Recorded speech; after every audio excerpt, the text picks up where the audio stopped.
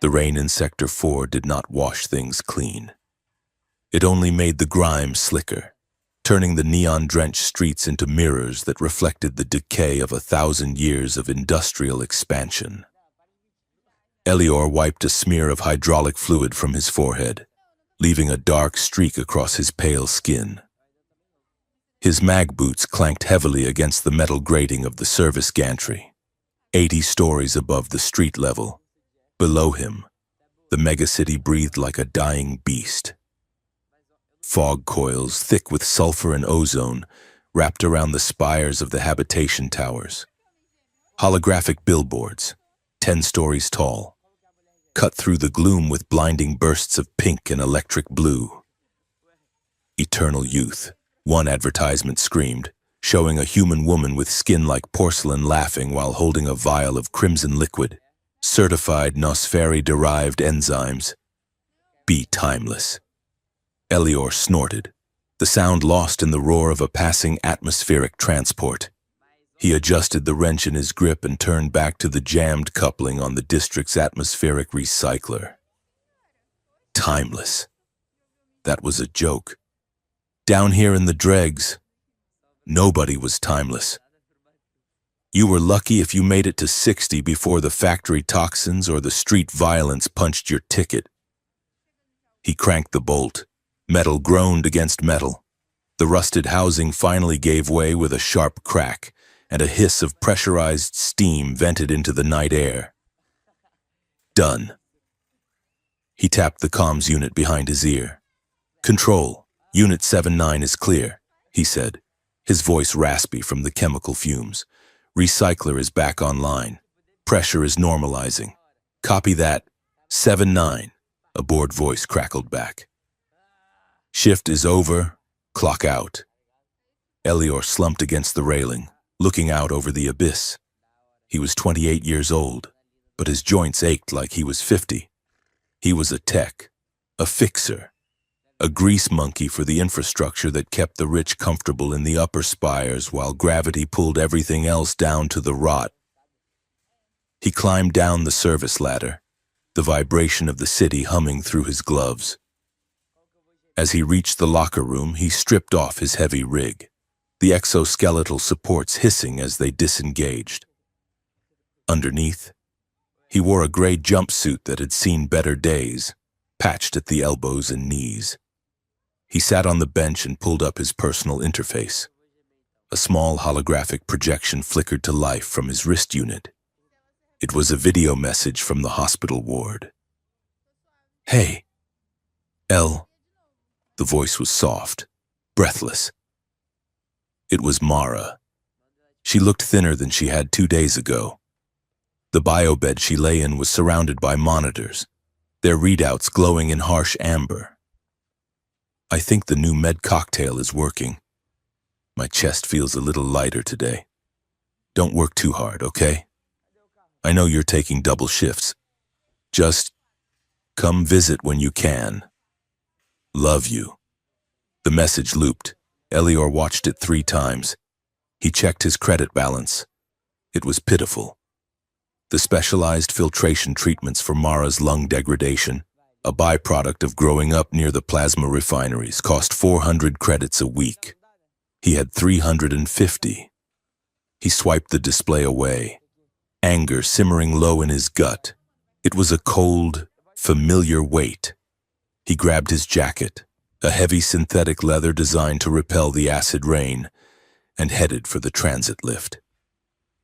The lift ride down to street level was a descent into chaos.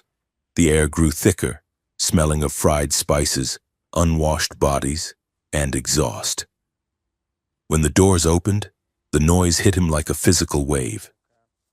Street vendors shouted in a dozen dialects. Drones buzzed overhead like angry hornets, carrying delivery parcels to the mid-levels. Elior pulled his collar up and pushed through the crowd. He needed to get to the dispensary on 8th Avenue to plead for an extension on Mara's meds. And then he needed to sleep for 4 hours before his next shift. He passed a newsstand where a projection showed the latest political theater. A sleek, Silver-skinned news anchor was speaking in serious tones. Tensions rise on the rim as the Nosferi High Council announces new trade restrictions. The anchor said, "Rumors of a succession crisis within the royal house of Vulcan continue to circulate, though official channels deny any instability." Meanwhile, human advocacy groups protest the price hike on hematological imports. "Vampires," Elior muttered, sidestepping a puddle that reflected a neon dragon. That was the street name for them, the Nosferi, an ancient spacefaring species that looked enough like humans to be uncanny, but different enough to be terrifying. They were faster, stronger, and lived for centuries. They controlled the hyperlanes, the banking clans, and the advanced biotech industries. And yes, they drank blood, though they claimed it was purely ritualistic and synthetic these days. Elior didn't buy it. He'd seen the way the rich humans in the upper spires looked at the Nosferi ambassadors, with a mix of terror and a desperate, sick envy. They wanted that power. They wanted that immortality. He turned off the main thoroughfare, taking a shortcut through Sector 9. It was a mistake, and he knew it as soon as he crossed the threshold. The lights here were broken. The neon was flickering and dead.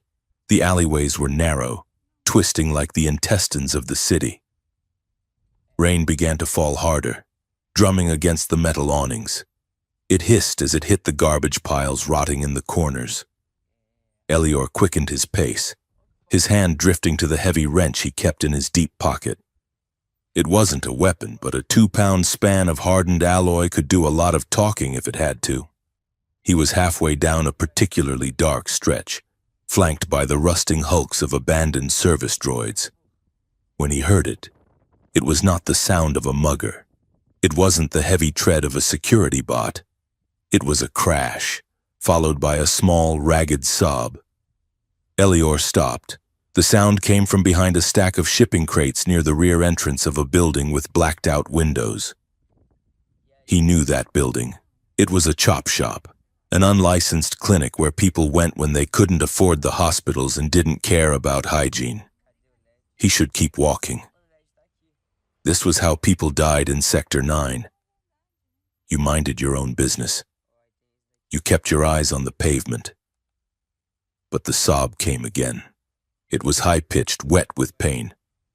It sounded like Mara did when she was 6 years old and had scraped her knee, before the sickness took the air out of her lungs. "Damn it," Elior whispered. He moved silently, the rain masking his footsteps. He peered around the edge of the crates. A child was collapsing against the dirty brick wall.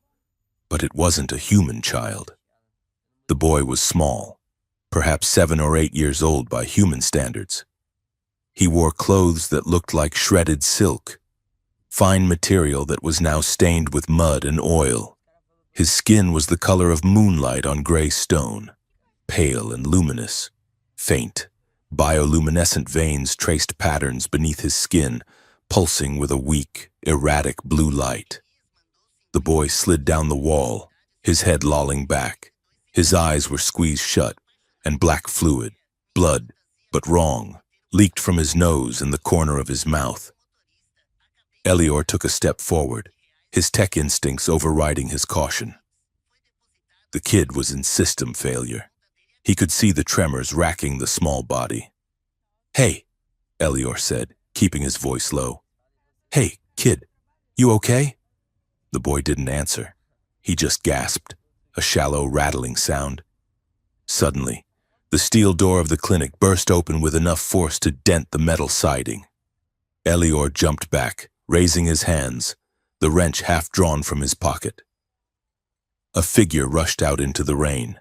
She was terrifying. She was tall, significantly taller than Elior, with a lithe, predatory grace that made her movement seem like a blur. She wore a long, hooded cloak of dark material that seemed to absorb the ambient light. But beneath it, Elior caught the glint of intricate obsidian armor. She skidded to a halt next to the boy, falling to her knees in the muck without a second thought for her clothing. Her hood fell back. Elior's breath caught in his throat. She was undeniably alien, and undeniably beautiful in a way that set off every warning bell in his primate brain. Her skin was alabaster, stark against the dark alley.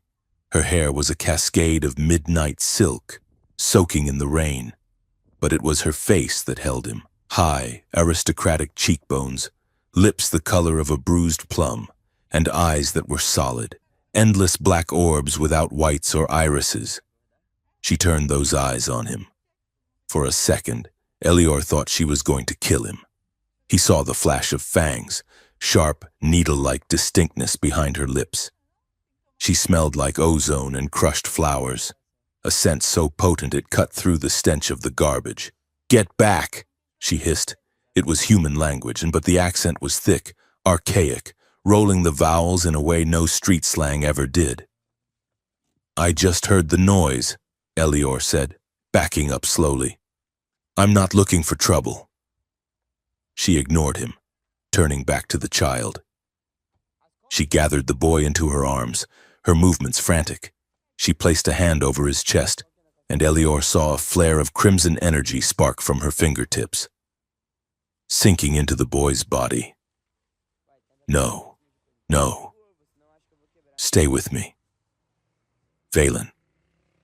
Stay with me," she whispered, her voice cracking. The clinic doctor appeared in the doorway. He was a hunched, greasy human with cybernetic optics that whirred as they zoomed in. He wiped his hands on a blood-stained apron. "I told you," he croaked, his voice like grinding gears. "We don't have it. The synth blood isn't compatible. His biology is rejecting the generic stock. He's burning up." "You must have something," the woman screamed, turning on the doctor. Her fury was palpable, a physical pressure in the air. "I can pay. I have credits. I have raw diamantine. Name your price." The doctor shook his head, looking nervous. He glanced at Elior, then back to the woman.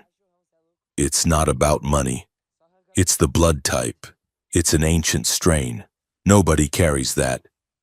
He needs a live donor with a specific genetic marker to act as a filtration bridge.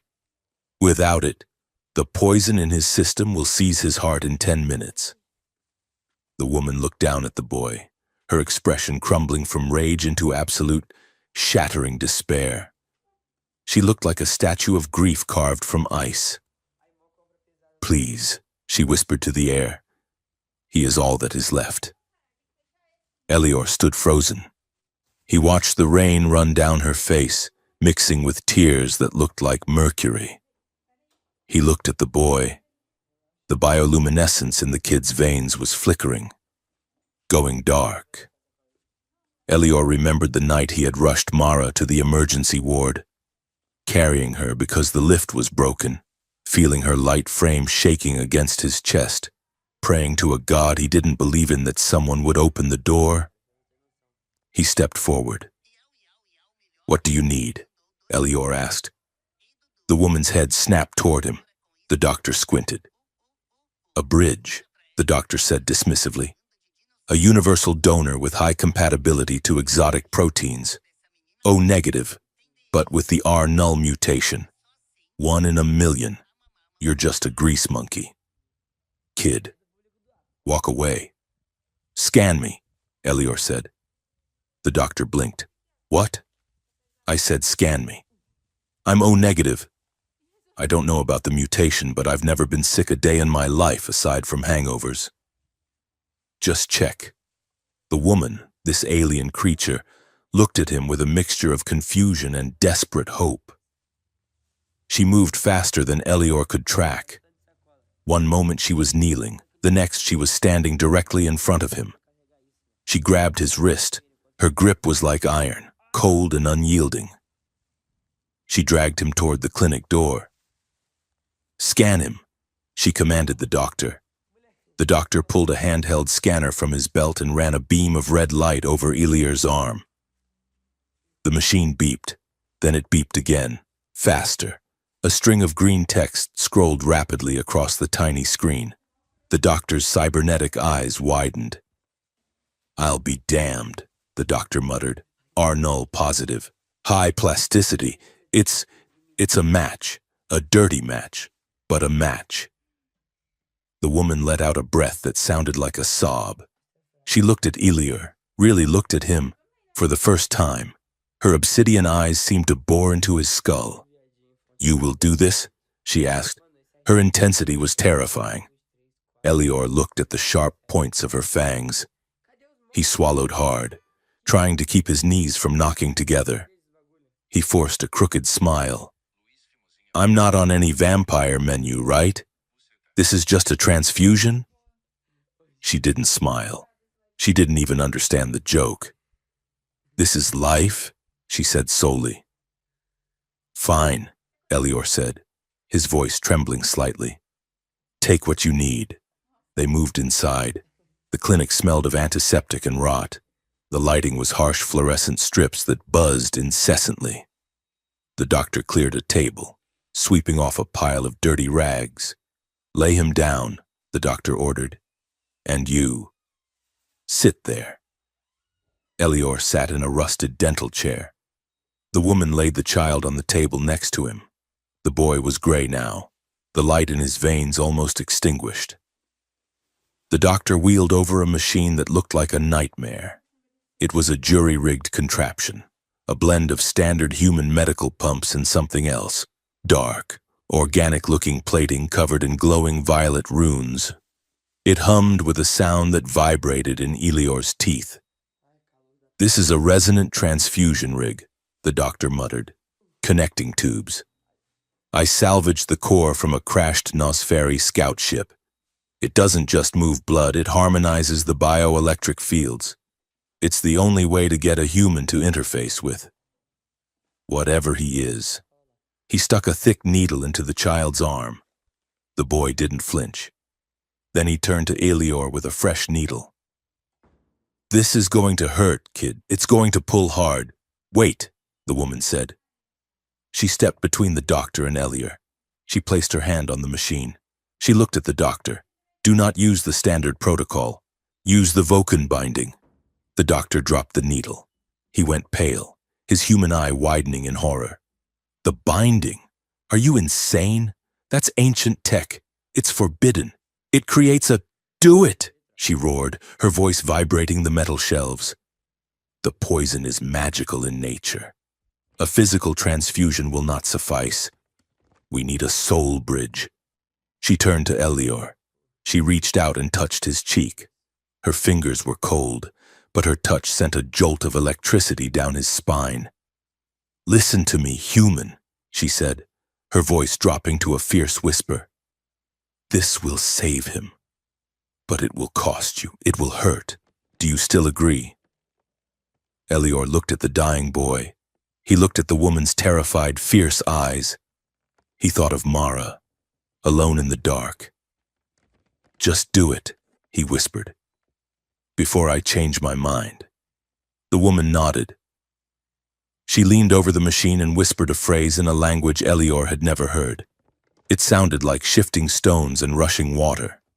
"Aeterna sanguis, aeterna vinculum." The runes on the machine flared with blinding violet light. The doctor jammed the needle into Elior's vein. It didn't feel like a needle.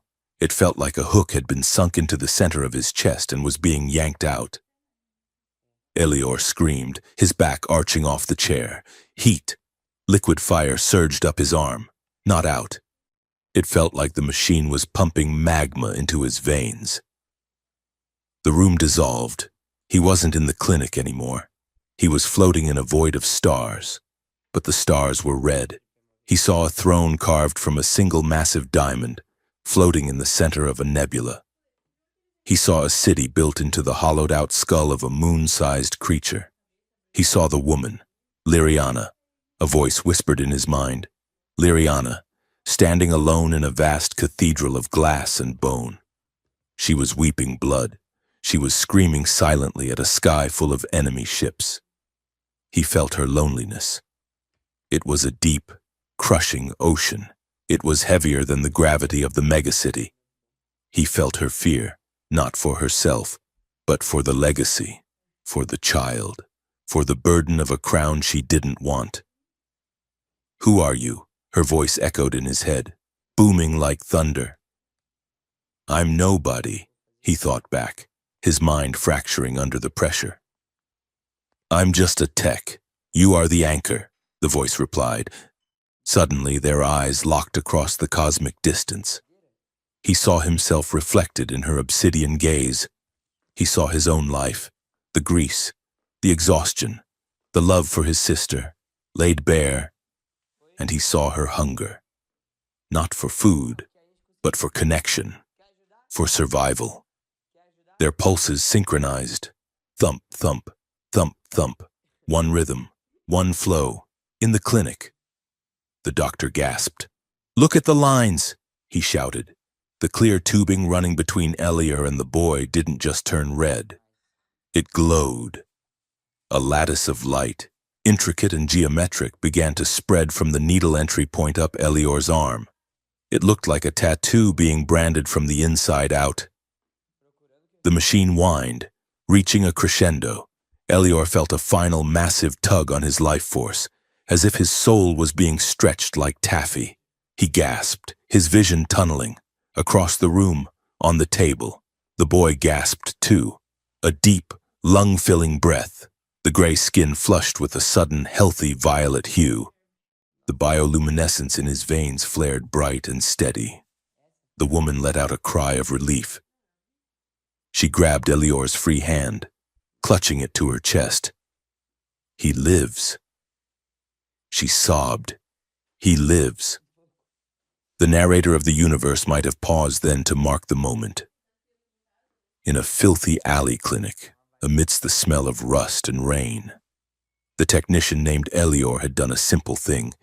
He gave blood to a dying child, and in doing so, he had bound himself to a vampire royal. The connection snapped. The visions vanished. Elior slammed back into his body. The pain in his arm was dull, throbbing. The room spun wildly. He saw the ceiling tile above him stained with water damage, swimming in and out of focus. He tried to speak, but his tongue felt like lead. He saw the woman, Liriana, hovering over the boy, checking his vitals with frantic tenderness. She paused and looked back at Elior. Her expression was unreadable now. Shock, gratitude, fear. She reached out toward him, but the darkness was already closing in on the edges of Elior's vision. "Rest," a voice whispered in his mind. "Rest now. Consort. Consort." Elior didn't have time to ask. The floor rushed up to meet him, or maybe he fell off the chair. He didn't know. The lights went out. When Elior opened his eyes, the silence was the first thing he noticed. The clinic was quiet. The hum of the machine was gone. The rain had stopped drumming so hard against the roof it was just a soft drizzle now. He groaned and sat up. He was lying on a cot in the corner of the room. A thin, scratchy blanket had been thrown over him. "Hello?" he croaked. The room was empty. The doctor was gone. The machine was gone. The boy and the terrifying, beautiful woman were gone. Elior rubbed his face. Had he hallucinated it? Had he passed out from fumes in the tunnels and dreamed a gothic nightmare? He swung his legs over the side of the cot. He felt weak, lightheaded, like he hadn't eaten in 2 days. He reached for his water bottle on his belt, but his hand stopped. He stared at his right wrist, on the inside of his forearm, just above the pulse point. There was a mark. It wasn't a bruise, but it looked like a scar, but perfectly formed, raised slightly from the skin. It was a crest, a stylized dragon or serpent coiling around a fractured star. The lines were faint, pale silver against his skin. He touched it. It felt warm. A sudden flash of memory hit him, the smell of ozone and crushed flowers, the feeling of a hand clutching his, the sensation of a heartbeat that wasn't his own thudding in his chest. "Liriana." The name was stamped into his mind as clearly as his own. He stood up, swaying slightly. He looked around the clinic. On a small metal tray near the door, there was a stack of credit chits. Elior walked over and picked them up. It was 5,000 credits. More than he made in a year. It was payment. Or a bribe, or an apology. He shoved the credits into his pocket. He should be happy. This was Mara's medicine for months. This was a way out of the debt. But as he walked toward the exit, pushing open the heavy steel door into the cool night air, he didn't feel relief. He took a deep breath, tasting the city air. It tasted different. He could smell the rust on the fire escape 3 stories up. He could hear the scuttle of a rat in the sewer below the grating, crisp and distinct. And beneath the smell of rain and trash, he could smell hunger. He could smell the anxiety of a man walking 2 streets over. He could smell the iron in the blood of the butcher shop down the block. Elior looked at his hand, at the silver crest on his wrist. The world felt sharper, louder, more vibrant and more dangerous. He had walked into that clinic a human technician. He walked out knowing, with a terrifying certainty, that he was something else. He pulled his collar up against the wind and started the long walk home, the ghost of an alien heartbeat echoing in his ears. Elior woke up to the sound of a heartbeat. It was a slow, heavy thudding, like a war drum beaten underwater. Thump, thump, thump, thump. He groaned, rolling over on his mattress. The foam was thin, and the springs dug into his ribs. He pressed his hands over his ears, trying to block out the noise. It did not stop. If anything, it grew louder, accompanied by the distinct wet sound of blood rushing through valves.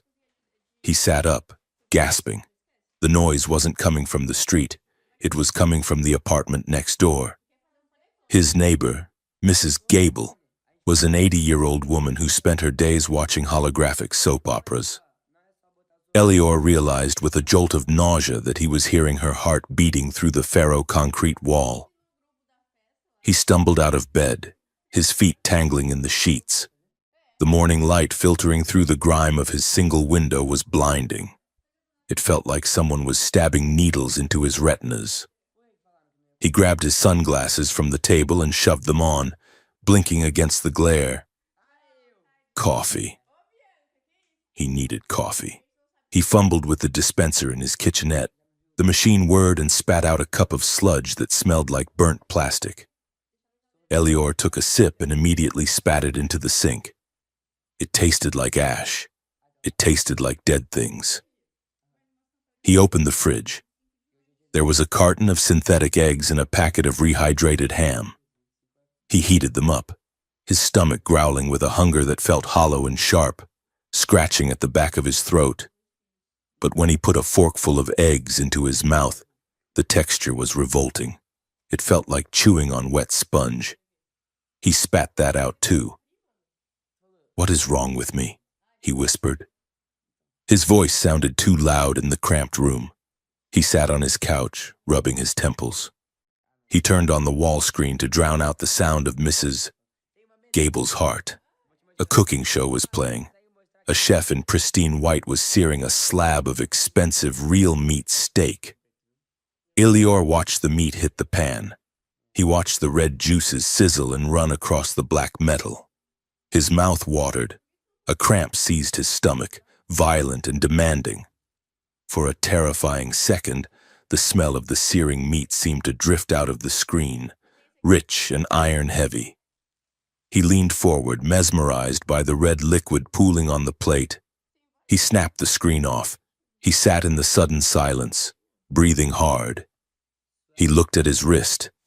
The silver crest was still there, faint and intricate, shimmering slightly even in the dim light. It wasn't a hallucination. The money on his cred stick was real.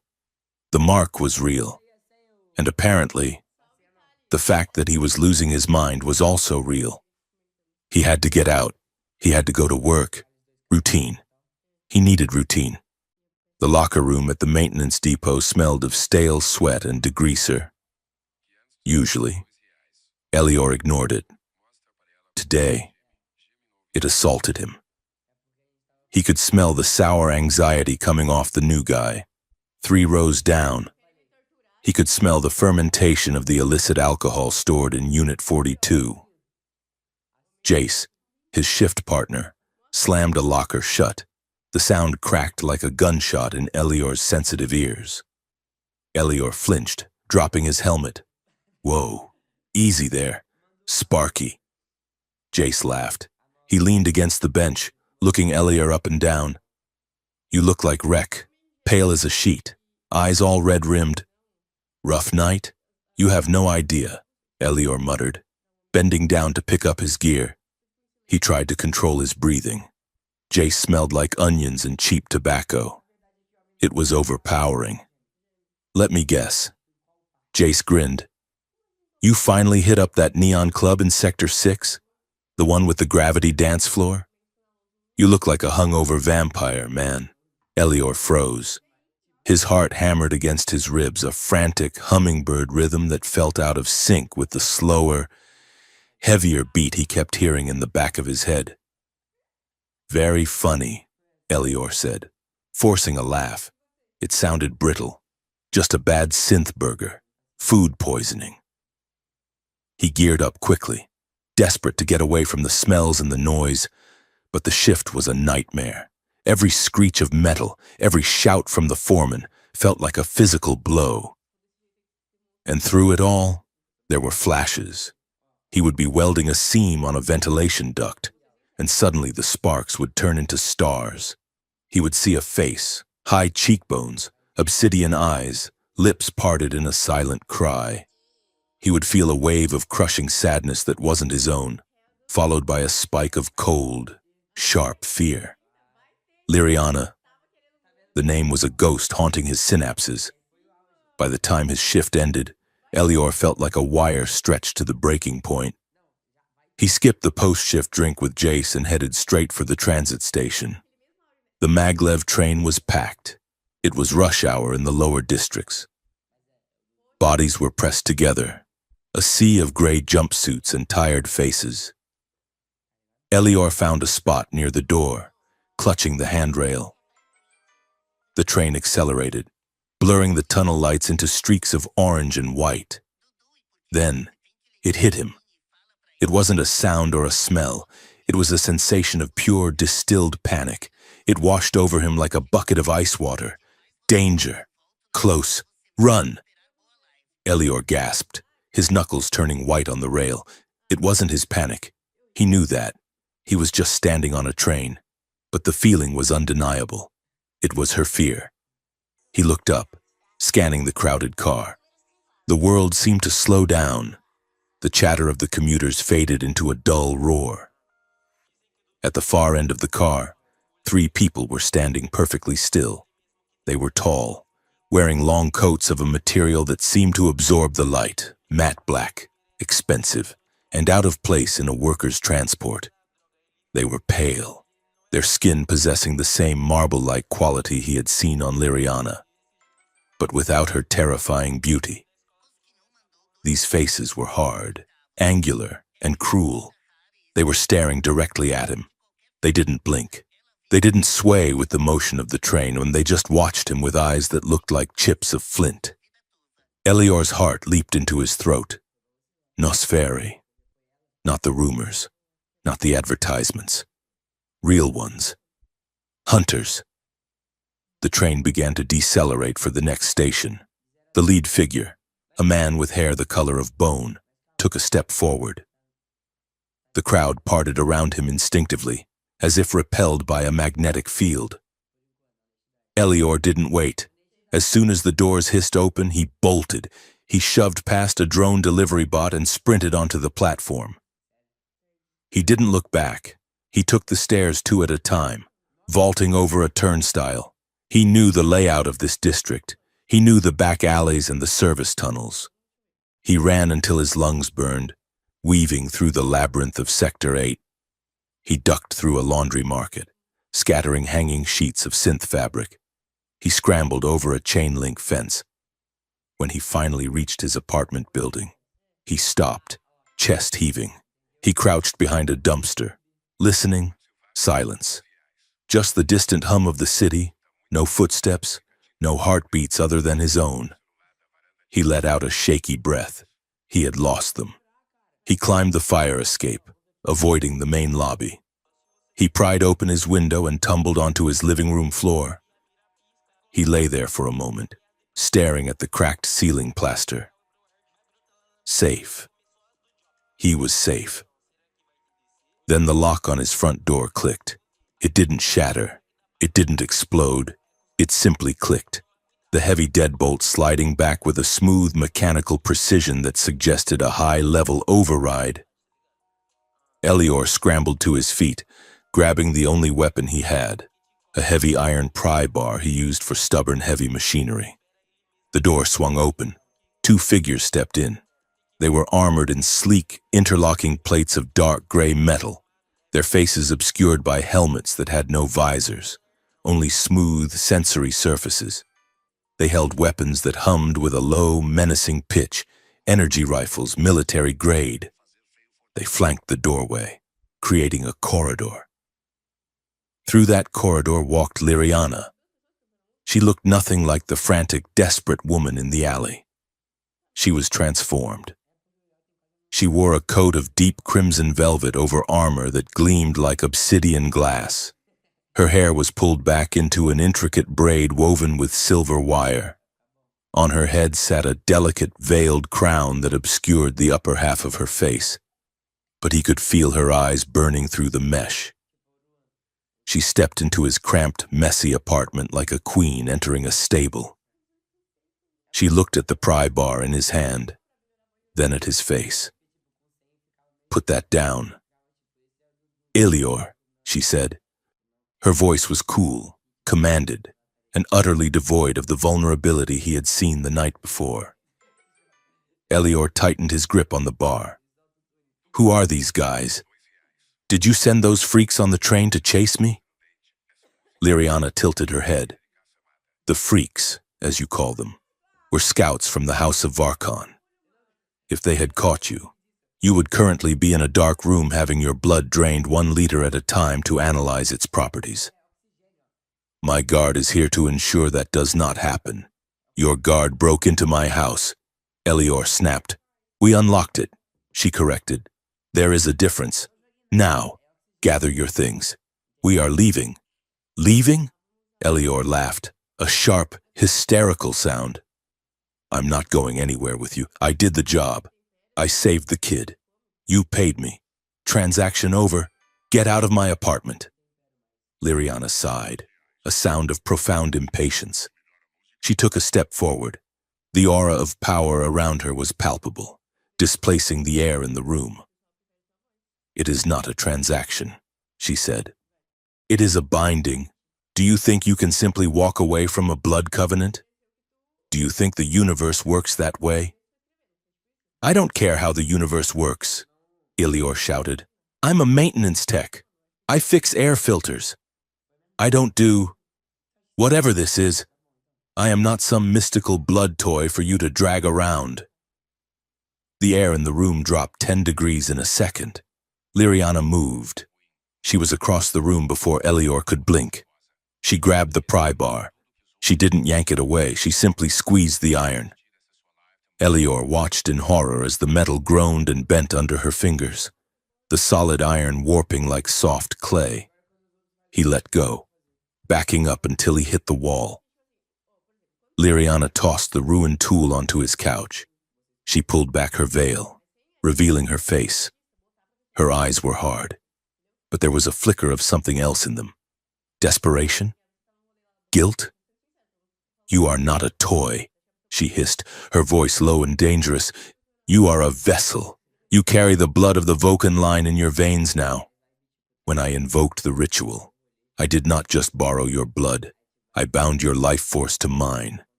She pointed a gloved finger at his chest. "If I die, Elior, your heart stops.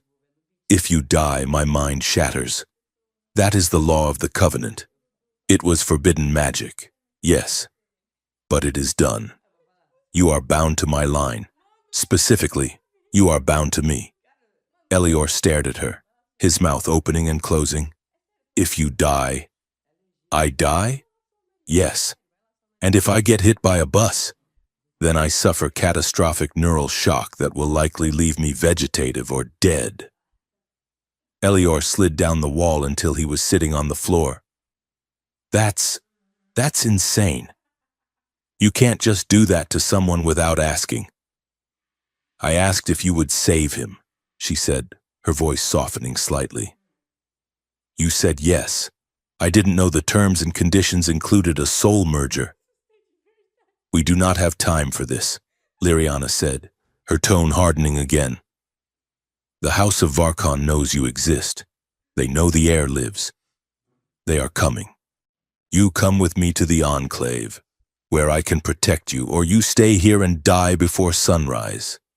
And if you die, you take me with you. So, for my sake, get up. Elior looked at the armored guards. He looked at the bent pry bar. He looked at Liriana, who was staring at him with an intensity that made his skin prickle. He stood up. He grabbed his jacket. Fine, he said, his voice sullen. But I'm charging you for the door. They didn't take a ship. They took a car to the industrial sector, to a building that looked like a derelict smelting plant. The rain was falling again, washing over the black armor of the guards. Inside, past layers of security that involved retinal scans and blood samples. There was an elevator. It was massive, big enough to hold a tank. As they descended, the rusty metal walls of the shaft gave way to glass. Elior pressed his face against the pane. They were going deep, deeper than the subway lines, deeper than the sewage reclamation plants. The shaft opened up into a cavern that shouldn't have existed. It was a city beneath the city. The Nosferi Enclave was a jarring fusion of styles. There were structures of black stone that looked like Gothic cathedrals, complete with flying buttresses and gargoyles, but they were laced with crimson energy conduits that pulsed like veins. Sleek, silver towers floated on anti-gravity fields, tethered by chains of light. It was beautiful, ancient, and terrifying. Whoa, Elior breathed. It's like Vampire Disneyland down here. Liriana, standing stiffly beside him, did not smile. It is the sanctuary of the exiled. Show some respect. Why are you exiled? You guys run half the banks in the upper city. We rule the shadows, Liriana said, but we cannot walk in the sun, and our homeworld is gone. This is all we have. The elevator docked at a high platform. A retinue was waiting for them. More armored guards and robed figures holding staffs topped with glowing red crystals. As they walked through the grand halls of the central citadel, Elior felt the stares. Nosferi of all shapes and sizes stopped to watch them. Some looked elegant and human. Others looked more bestial, with elongated limbs and bat-like features. They whispered in a language that sounded like hissing steam. Why are they staring? Elior whispered. Because I am bringing a human into the inner sanctum, Liriana said, staring straight ahead. And because you smell like me. Great, Elior muttered. She led him into a massive chamber. The walls were lined with tiered benches filled with Nosferi nobles in finery that ranged from Victorian-era suits to futuristic bio-armor. In the center of the room, a council sat on a raised dais. At the head of the dais sat an ancient Nosferi. His skin was like parchment, stretched tight over a skull. Beside him sat a younger, broader man with a cruel mouth and eyes that burned with cold ambition. Lord Varkon, Liriana whispered to Elior. The one on the right. Stay close to me. Do not speak unless spoken to. They stopped in the center of the floor. The silence was heavy, suffocating. Princess Liriana. Lord Varkon's voice boomed. It was smooth, oily. You return to us, and you bring a pet? I bring a savior, Lord Varkon. Liriana projected her voice, clear and strong. This is Elior. He is the one who provided the blood that saved the heir Valen. Murmurs rippled through the hall. Saved. The heir was sick. Poison? Varkon's eyes narrowed. You admit, then, that the child was vulnerable? That you failed to protect him from illness? He was not ill, Liriana said coldly. He was poisoned by a toxin that could only have come from the High Alchemist's stores, a toxin that required a specific, forbidden antidote. Accusations, Varkon sneered. And to cover your incompetence, you performed the rite of binding with a primitive? A grease-stained human laborer? He stood up, pointing a finger at Elior. This is a security breach of the highest order. This human knows our location. He is bound to the royal line. He is a liability. I propose we sever the bond immediately. How? Liriana demanded. Dissection, Varkon said, as if discussing the weather. We drain him, extract the resonant blood, and filter the magic back into a containment vessel. He will die, of course, but you will survive the shock if we sedate you heavily. Elior felt his knees go weak. He took a step back, but Liriana's hand shot out and grabbed his arm. Her grip was bruising. You will not touch him, she snarled. Her aura flared. The air around her shimmered with heat.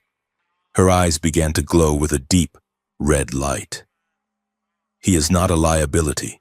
He is the shield of the air. The covenant is sealed. The magic accepted him.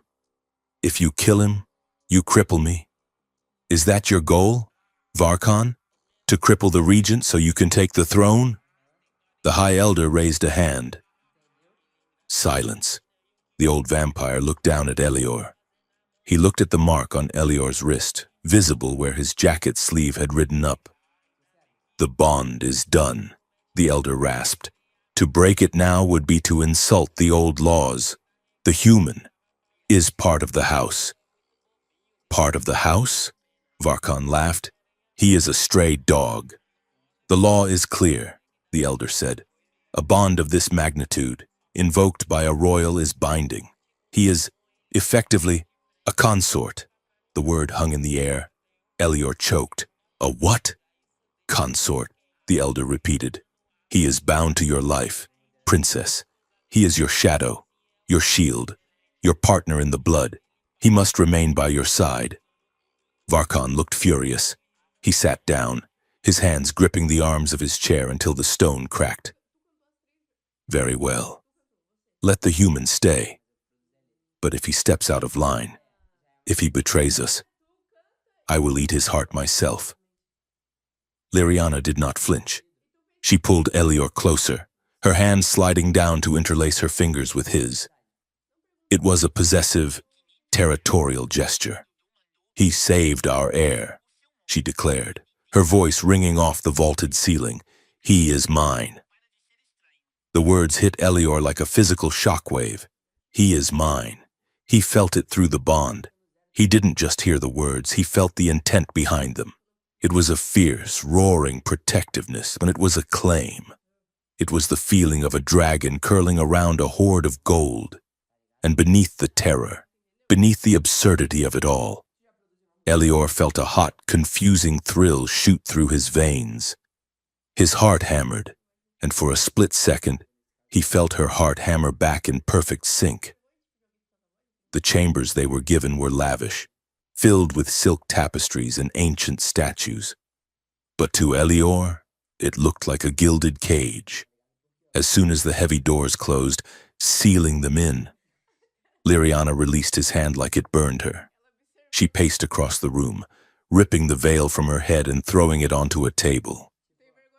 That went well, Elior said, his voice trembling with adrenaline and anger. I'm a consort now. Is that polite speak for bloodbag with privileges? Liriana spun around. Do not mock this, Elior. You have no idea how close you came to death just now. Varkon wants an excuse to kill you. You put me in this position, Elior yelled. He advanced on her, his fear turning into aggression. You kidnapped me.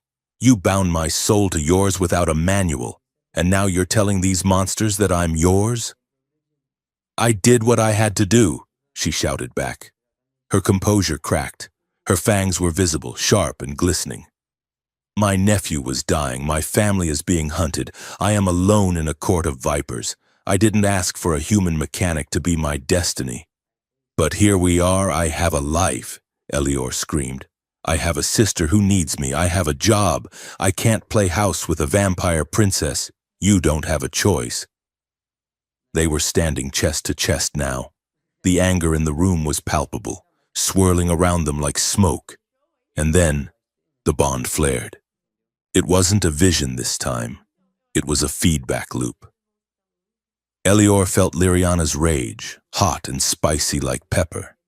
But beneath the rage, he felt her terror, a cold, shivering thing that made his hands shake. He felt her exhaustion, the crushing weight of the crown she hadn't wanted. And she felt him. Liriana gasped, her eyes widening. She took a step back, hand to her chest. I can feel. Your sister, she whispered. You are afraid for her.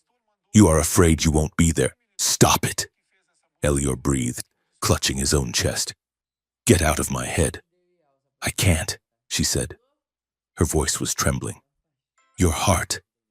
It's beating so fast. She looked at him, and the anger in her eyes shifted into something else.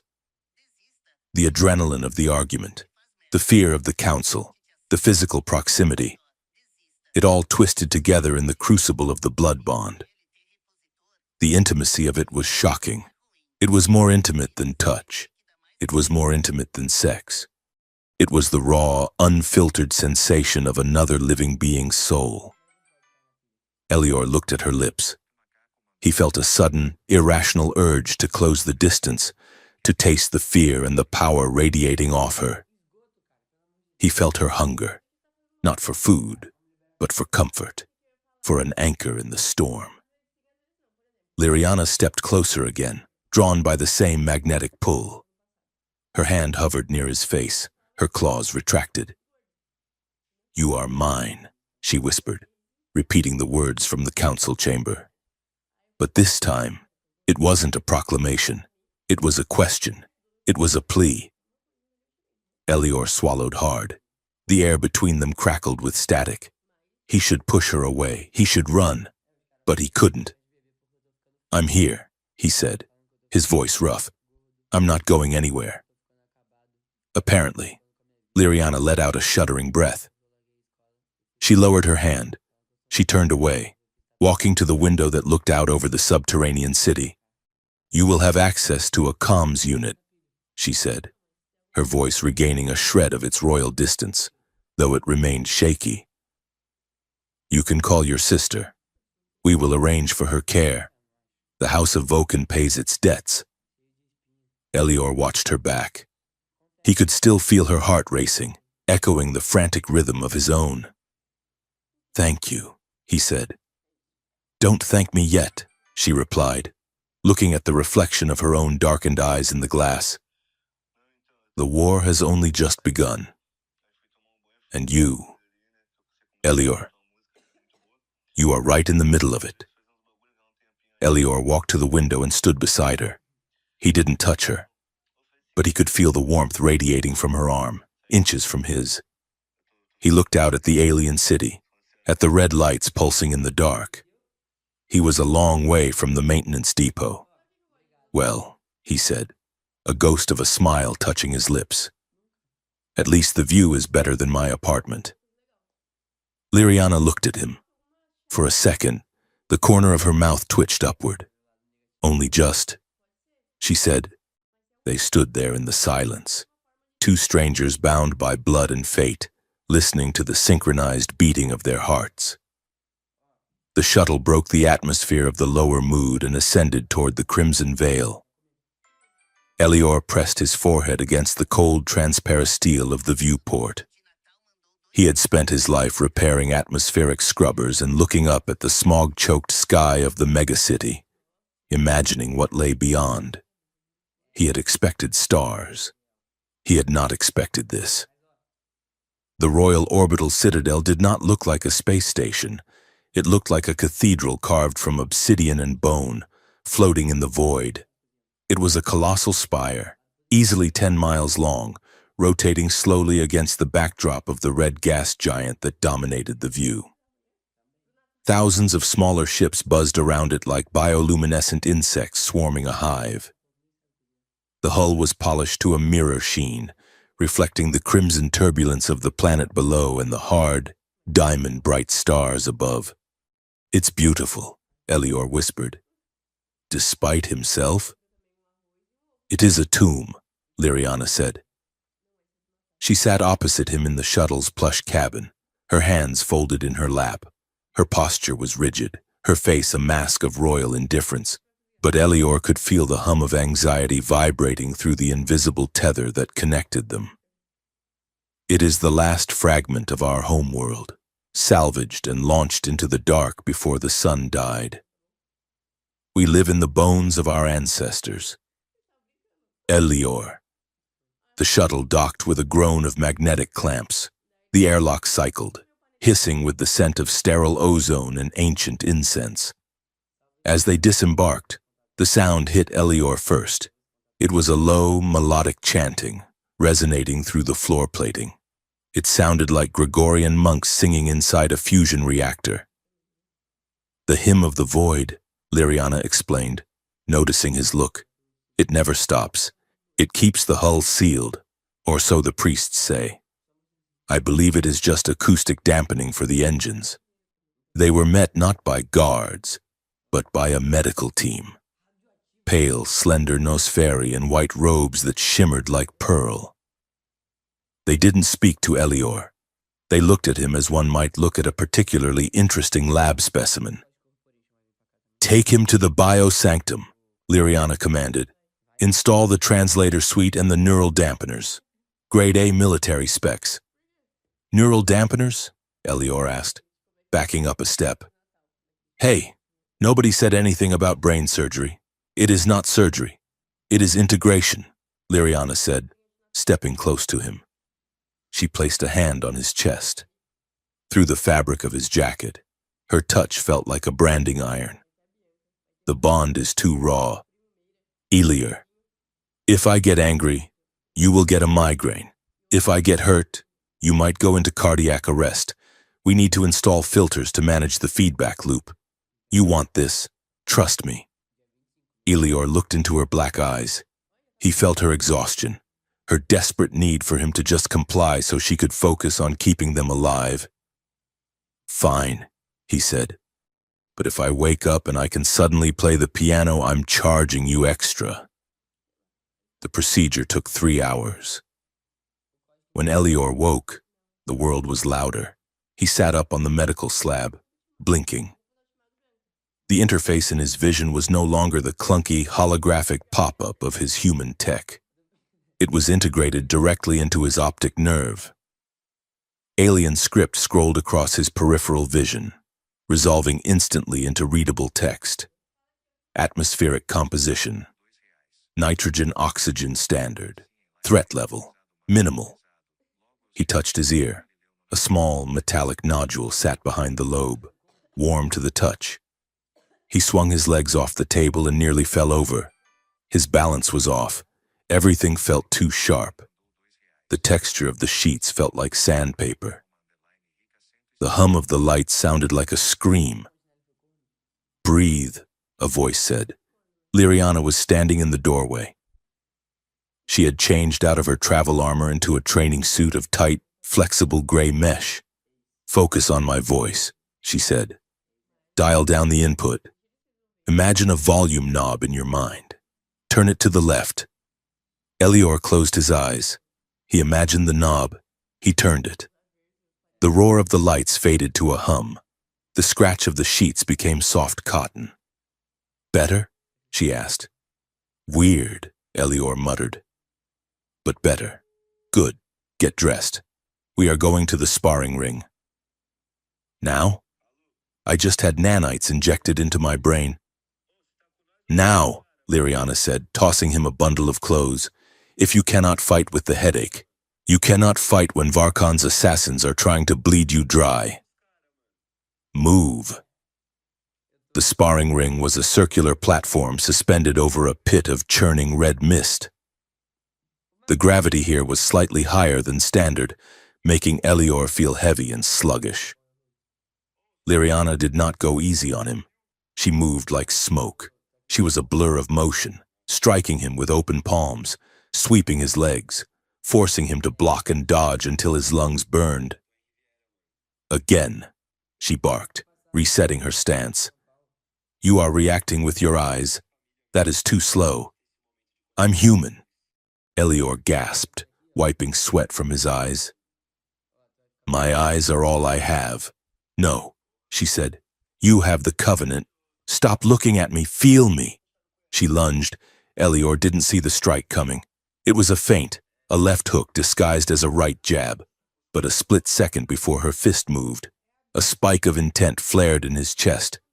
It was hot and sharp, a telegraph sent directly from her nervous system to his. He didn't think. He ducked to the left. Liriana's fist cut the air where his head had been a microsecond before. She froze. Elior froze, crouched low, his heart hammering. Good, she whispered. She swept his leg. Elior hit the mat with a grunt. He lay there, staring up at the vaulted ceiling. You cheated, he wheezed. I adapted, she corrected, offering him a hand. She pulled him up. The momentum brought them close, chest to chest. Elior stumbled, his new center of gravity betraying him, and he grabbed her shoulders to steady himself. Her hands gripped his waist. For a moment, the sparring stopped. The gym vanished. The bond flared. It wasn't a warning this time. It was a feedback loop of physical sensation. He felt the heat of her skin through the mesh suit. He felt the rapid flutter of her heart, and she felt the heavy driving thud of his.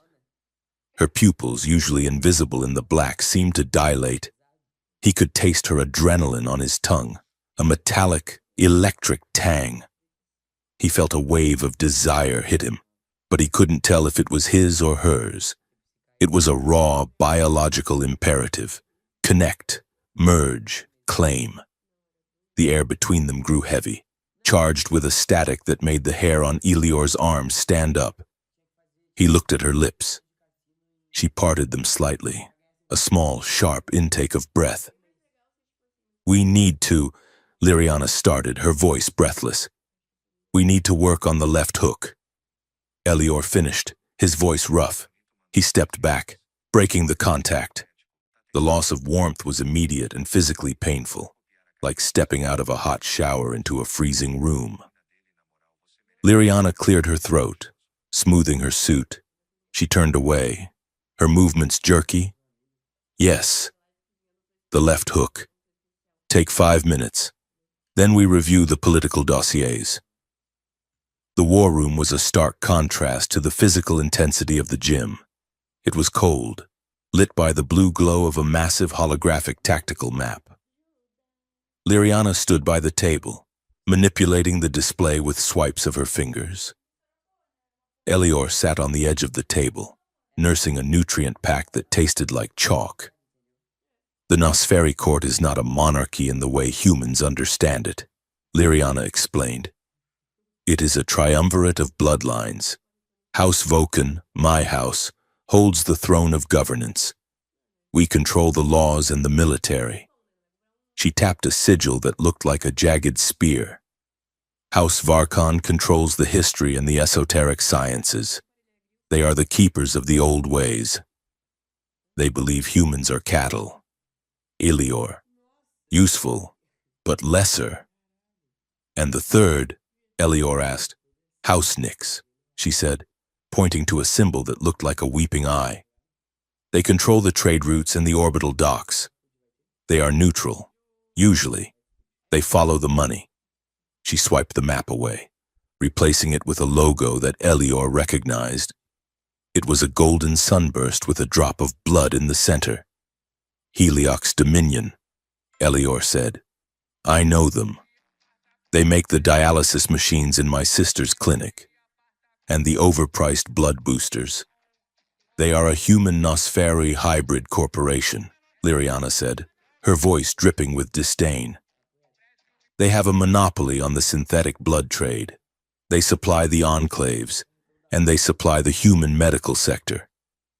They are richer than some star systems. And you think they're involved? The poison that struck my nephew. Valen was a binary compound, she said grimly.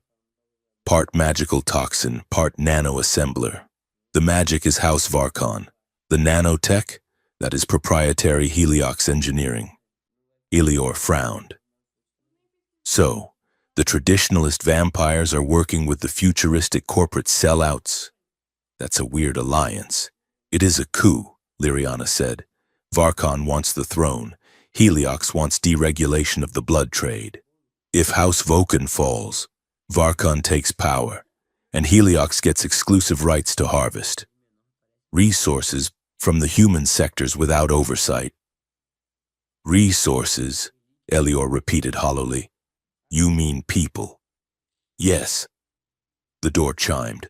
Liriana stiffened, her face instantly composing itself into a mask of regal boredom. Enter, she called. A servant entered, bearing a tray of dark, shimmering fabric. Your Highness, the grand banquet commences in 2 hours. Lord Varkon has requested your presence. And the consorts, Liriana looked at Elior, her eyes softened, just for a fraction of a second. Suit up, tech boy, she said. You are about to enter the Shark Tank. The grand banquet hall was a dome of crystal at the very apex of the citadel. The ceiling was the void itself, the stars spinning slowly overhead. The floor was polished black marble. Hundreds of Nosferi moved through the room like oil on water. The silence was unnerving. Despite the crowd, there was no roar of conversation, only the soft murmur of hushed voices and the clinking of crystal glasses. Elior tugged at the collar of his formal tunic.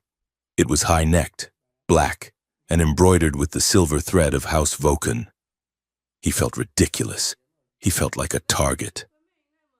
Stay close, Liriana murmured. Her arm was looped through his. She wore a gown of midnight blue that seemed to be made of shadows, shimmering when she moved. She looked terrifyingly regal. Do not eat anything. Do not drink anything unless I hand it to you personally. Relax, Elior whispered back. I'm just here for the atmosphere. Lord Varkon approached them near the center of the room. He was taller than Elior, with shoulders that filled out his crimson military coat. His smile was razor-sharp. Princess, Varkon purred, and the human. You cleaned him up nicely. He almost looks sentient. Elior felt a spike of anger from Liriana, but her voice remained cool. Lord Varkon, I trust your research into the origin of the poison is proceeding? Slowly, Varkon said, his eyes flicking to Elior.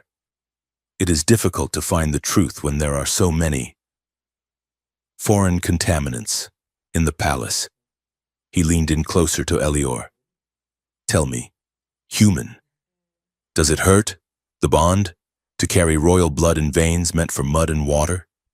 It itches, mostly, Elior said, meeting the vampire's gaze like a bad rash or a cheap suit. Varkon's smile vanished. His eyes went cold. Suddenly, a wave of sensation hit Elior. It wasn't anger. It wasn't the social anxiety he had been feeling from Liriana all night. It was dread. It was a cold, sick, precipitous drop in his stomach, as if he had just stepped off a ledge. It washed over him with such force that he gasped, stumbling. What is it? Liriana whispered, gripping his arm. Elior scanned the room. The bond was screaming at him. Danger! Death! Here! Now! His eyes locked onto a server moving through the crowd. A young human man, blank-faced, carrying a tray of drinks. He was moving toward Liriana's left flank. His walk was wrong, too smooth, too mechanical. The server's hand dipped beneath the tray. There was a glint of silver, not a gun, a needle thrower, silent, deadly. Elior didn't think, he didn't calculate. The bond took over. Down! He roared. He threw himself at Liriana. He hit her with the full force of his body, tackling her sideways. They crashed into a massive obsidian pillar, toppling a display of rare flowers. Thwip! A tiny silver dart buried itself in the stone where Liriana's neck had been a second ago. The stone hissed and turned black as the nanites in the dart began to eat through the mineral. Screams erupted in the hall. Guards shouted. Elior and Liriana lay tangled together behind the base of the pillar. Shards of black glass littered the floor around them. Elior was on top of her, shielding her body with his own. He could feel her chest heaving against his. Her hands were clutching his lapels, her knuckles white. "Are you hit?" she gasped, her eyes wide, searching his face. "Elior, are you hit?" "No," he panted. "Mist, are you okay?" "I am fine. Get off me. No, stay down." They froze there for a long second. The chaos of the room seemed miles away. All Elior could feel was the warmth of her body, the scent of ozone and flowers, and the terrifying electric intimacy of their survival. Her face was inches from his. He could see the intricate flecks of violet in her black eyes. He could feel her fear, not for herself, but for him. The bond pulsed. Alive. We are alive. You saved me. The emotion crashed into desire. It hit Elior like a physical blow to the chest. He wanted to kiss her. He wanted it more than he had ever wanted to breathe. He saw her gaze drop to his mouth. Her lips parted. Then the guards were there. "Secure the princess," a voice bellowed. Elior rolled off her, scrambling to his feet, hands raised. Liriana was pulled up by her personal guard, instantly surrounded by a wall of armor. "The assassin," someone shouted. Elior looked toward the server. The young man hadn't tried to run. He had simply dropped the tray and stood there, staring at the wall. Guards tackled him. He didn't fight back. "Wait!" Elior yelled, pushing forward. "Don't kill him!" The guards dragged the server to his knees. The man looked up. His eyes were empty. Not the black emptiness of the Nosferi, but the gray, dead emptiness of a machine. For the glory of the pure. Blood. The man mumbled. Then he convulsed. Foam spilled from his lips. A kill switch implant. He slumped forward, dead before he hit the floor. Elior stood over the body, his stomach churning. He recognized the gray jumpsuit under the server's uniform. He recognized the calluses on the man's hands. A laborer, a human from the lower decks. "Just like me," Elior whispered. The aftermath was a blur of security sweeps and medical scans. By the time they were back in Liriana's private quarters, the adrenaline had faded, leaving a cold, hard anger in its place. Liriana was pacing the room, still in her ruined gown. Elior sat on the edge of a velvet chair, picking glass shards out of his sleeve. "It was a martyr protocol," Liriana said, her voice tight. "We analyzed the corpse. His hippocampus was wiped. His memories were replaced with a simple looping command script. He didn't know who he was. He didn't know he was dying. He was a weapon," Elior said quietly. "Yes, a human weapon, used by vampires to kill other vampires." Liriana stopped pacing. She looked at him. "Elior, is that all we are?" Elior asked, looking up. His voice wasn't loud, but it cut through the room. "Just meat? Just ammo? You drink us, you drain us, and when you want to play politics, you rewrite our brains and point us at a target?" "Not me," Liriana said fiercely. "I do not do that. But your people do. Your fiancé does. He stood up, walking over to the data pad he had swiped from the assassin's body before the guards had arrived. He hadn't told the guards about it. I decrypted the comms log on his retinal implant, Elior said. It wasn't just a kill switch. It was a transmission. He threw the pad onto the table. A hologram flickered to life. It was a jagged stream of data, transaction codes, and a signature. The signature was the crest of House Varkon, and the authorization code belonged to the CEO of Heliox Dominion. There, Elior said, pointing. Varkon paid for the tech. Heliox provided the human subject. They're working together to kill you so Varkon can marry. Well, someone else. Who is next in line? If I die, Liriana whispered, staring at the data. If I die, Varkon becomes regent by default. He doesn't need to marry anyone. He just needs me gone. She sank into a chair, putting her head in her hands. The crown is a curse, she murmured. My father warned me. He said the higher you climb, the less air there is to breathe. Elior watched her. He saw the tremble in her shoulders. The anger in his chest began to ebb, replaced by that treacherous magnetic pull of the bond. He walked over to her. He didn't touch her, but he stood close enough that she could feel his presence. Why Varkon? He asked. Why were you engaged to him in the first place? If he's such a monster? It was an arrangement, she said, her voice muffled. To unite the houses, to stop a civil war. I hated him. I have always hated him. She looked up, her eyes wet with unshed tears. Why do you think I enacted the blood covenant with you, Elior? Elior blinked. Because the kid was dying. Because you needed a donor. That was the immediate reason. Yes, she said. But there were other ways. Dangerous ways, but other ways. I chose the covenant. I chose to bind myself to a human, because it breaks the engagement contract. The room went silent. Elior stared at her. What? Nosferi law, she whispered. A royal cannot be wed to a high lord if they are already soul-bound to another. Even a human, especially a human. It is considered unclean. By binding myself to you, I made myself ineligible for Varkon. Elior felt the blood rush to his face. So I was a shield, he said. A political loophole. You grabbed the first human you could find and tied him to your soul just to get out of a bad marriage. Yes, she said. Elior felt a surge of hurt, sharp and biting. But before he could speak, Liriana stood up. Yes. That is why I did it, she said, stepping into his space. But that is not why I kept you. That is not why I fought the council for you. Why then? Elior asked, his voice barely a whisper. Because when we were in that alley, when I was terrified and alone, you were the only one who didn't look at me like a monster or a prize. You looked at me like a person who needed help.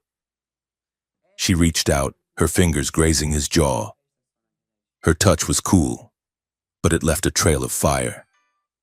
I used you, Elior, and I am sorry, sir, but I do not regret it, because now I am not alone. The bond flared between them, warm, confusing, heavy with unspoken desire and shared fear. Elior looked at her, really looked at her. He saw the exhaustion, the fear of the assassin, the weight of her entire species resting on her shoulders. And he saw the way she was looking at him. Like he was the only solid thing in the universe. He sighed, the fight draining out of him. You're a disaster, Your Highness, he said softly. I know, she replied, a small, sad smile touching her lips. He took her hand, intertwining their fingers. The crest on his wrist hummed. Okay, he said. We have the data. We have the proof. We know who the bad guys are. What do we do? She asked. Elior grinned, a sharp, street rat grin that he had learned in the alleys of Sector 4. We stop playing by their rules. We stop being the targets, and we go burn their house down. Liriana laughed. It was a short, startled sound, but it was genuine. Burn it down, she agreed. Later that night, the tension of the assassination attempt had settled into a jittery exhaustion. They were in the strategy room again, poring over the stolen data. Elior was trying to explain the concept of memes to distract her from the gruesome reports of Helioc's experimentation. See this image, Elior said, projecting a picture of a grumpy-looking feline from Earth's ancient history. It signifies existential dread, but in a funny way. Liriana stared at the hologram. It is a cat. Why is it frowning? Is it ill? No, it's a mood, Elior said, rubbing his eyes. Look, never mind. How about this one? This is fine. The dog in the fire? Liriana looked at the cartoon dog surrounded by flames. This is disturbing, she said. Why is the canine calm? He is burning. That's the point, Elior exclaimed, laughing. It's denial, it's us. We are the dog. Liriana, we're sitting in a space station surrounded by vampires who want to kill us, pretending everything is okay. Liriana looked at the image, then at Elior. A slow smile spread across her face. We are the dog, she repeated. This is fine. She started to chuckle. The chuckle turned into a laugh. Soon, they were both laughing, a hysterical, tired laughter that echoed in the silent room. It wasn't a romantic moment. It wasn't a dramatic moment. But as Elior watched her head thrown back in laughter, her fangs glinting in the blue light, he felt the bond settle into something steady and warm. He wasn't just her shield, and she wasn't just his burden. They were partners, and they were going to make Varkon regret ever lighting the fire. The Helioc's Dominion arcology was not a building. It was a tumor of glass and steel growing out of the side of Sector 12. From the window of the magnetic tram, Elior watched the structure approach. It was a self-contained city, a pristine white monolith rising above the grime of the human districts. It promised clean air, filtered water, and safety, provided you had the credits or the genetic material to pay for it. Elior pulled at the collar of his jacket. It was a cheap synthetic leather bomber he had bought at a kiosk 3 stops back. Beside him, Liriana was adjusting her own collar. Or rather, she was adjusting the holographic emitter that made her look like she was wearing a collar.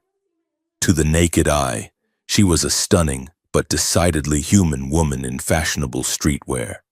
Torn combat trousers, a neon mesh top, and heavy boots. Her skin was a warm, human tan, her eyes a common hazel. But beneath the shimmer of the hollow field, she was still the pale, obsidian-eyed predator who had nearly broken his arm a week ago. Stop fidgeting, Elior murmured, leaning close to her. You look fine. You look like a rebellious trust fund kid going slumming.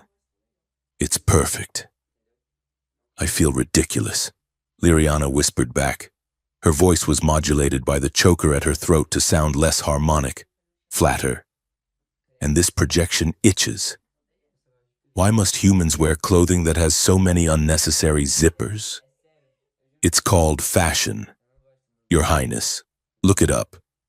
Fashion seems inefficient, and do not call me that here. Right. Sorry, Lara. He smirked. She glared at him, but the effect was ruined by the hazel contact lenses. You are enjoying this, she accused. Maybe a little, Elior admitted. It's not every day I get to see a vampire royal disguised as a cyberpunk gutter rat. You pull off the brooding teenager look surprisingly well. I am 300 years old, Elior. You don't look a day over 21. The tram slowed, hissing as it docked at the arcology's security checkpoint. The playful mood evaporated instantly. Elior felt the change in Liriana through the bond, a sudden cold tightening of her nerves. Her heart rate didn't spike. It dropped, slowing to a heavy rhythmic thud that prepared her body for violence. "Follow my lead," Elior said. "We are just looking for work in the medical wing. We have the forged IDs." They stepped off the tram into the sterile white light of the Dominion's atrium. The air smelled of recycled oxygen and lilac disinfectant. It was too clean. It made the hair on Elior's arms stand up. Security drones hovered overhead, scanning the crowd. Elior held his breath as a red laser grid washed over them. The hollow emitter on Liriana hummed at a frequency only he could hear. Identity confirmed. Level 3 contractors. The gate chime was the sweetest sound Elior had heard all day. They moved deeper into the complex. The lower levels were a shopping mall of biological necessities. There were clinics for organ replacement, kiosks for gene modding, and everywhere, the Heliox logo, a golden sunburst with a single red drop, and there were the lines. Hundreds of people were queued up outside a set of double doors labeled donor services. They were mostly humans, but Elior saw a few other species mixed in. Laborers, the desperate, the destitute. They looked tired. Their skin was gray, their eyes hollow. "Look at them," Liriana murmured. Elior looked closer. It wasn't just exhaustion. The people leaving the clinic walked with a strange, shuffling gait. Their eyes were glazed, pupils dilated. They looked happy, in a vacant, disconnected way. "They are high," Elior said. "Chemically primed," Liriana corrected, her voice hard. "Look at the dilation. Endorphin flood combined with a mild suggestibility agent. They drain them until they are nearly dead, pump them full of bliss chemicals so they don't panic, and send them home with 50 credits. It's a farm," Elior whispered, feeling sick. "It is a feedlot," she said, "and it is run by my fiancé's business partners." She turned away, her jaw set. "Come. The executive labs are on level 50. The freight elevator is this way." Getting to the upper levels required less stealth and more attitude. Liriana walked with an arrogance that no hollow disguise could hide, and Elior played the part of the weary technician carrying a heavy tool case. The case, however, didn't contain wrenches. It contained a portable slice deck and Liriana's collapsible energy blades. They bypassed the retinal scanners using a loop script Elior had coded during the shuttle ride.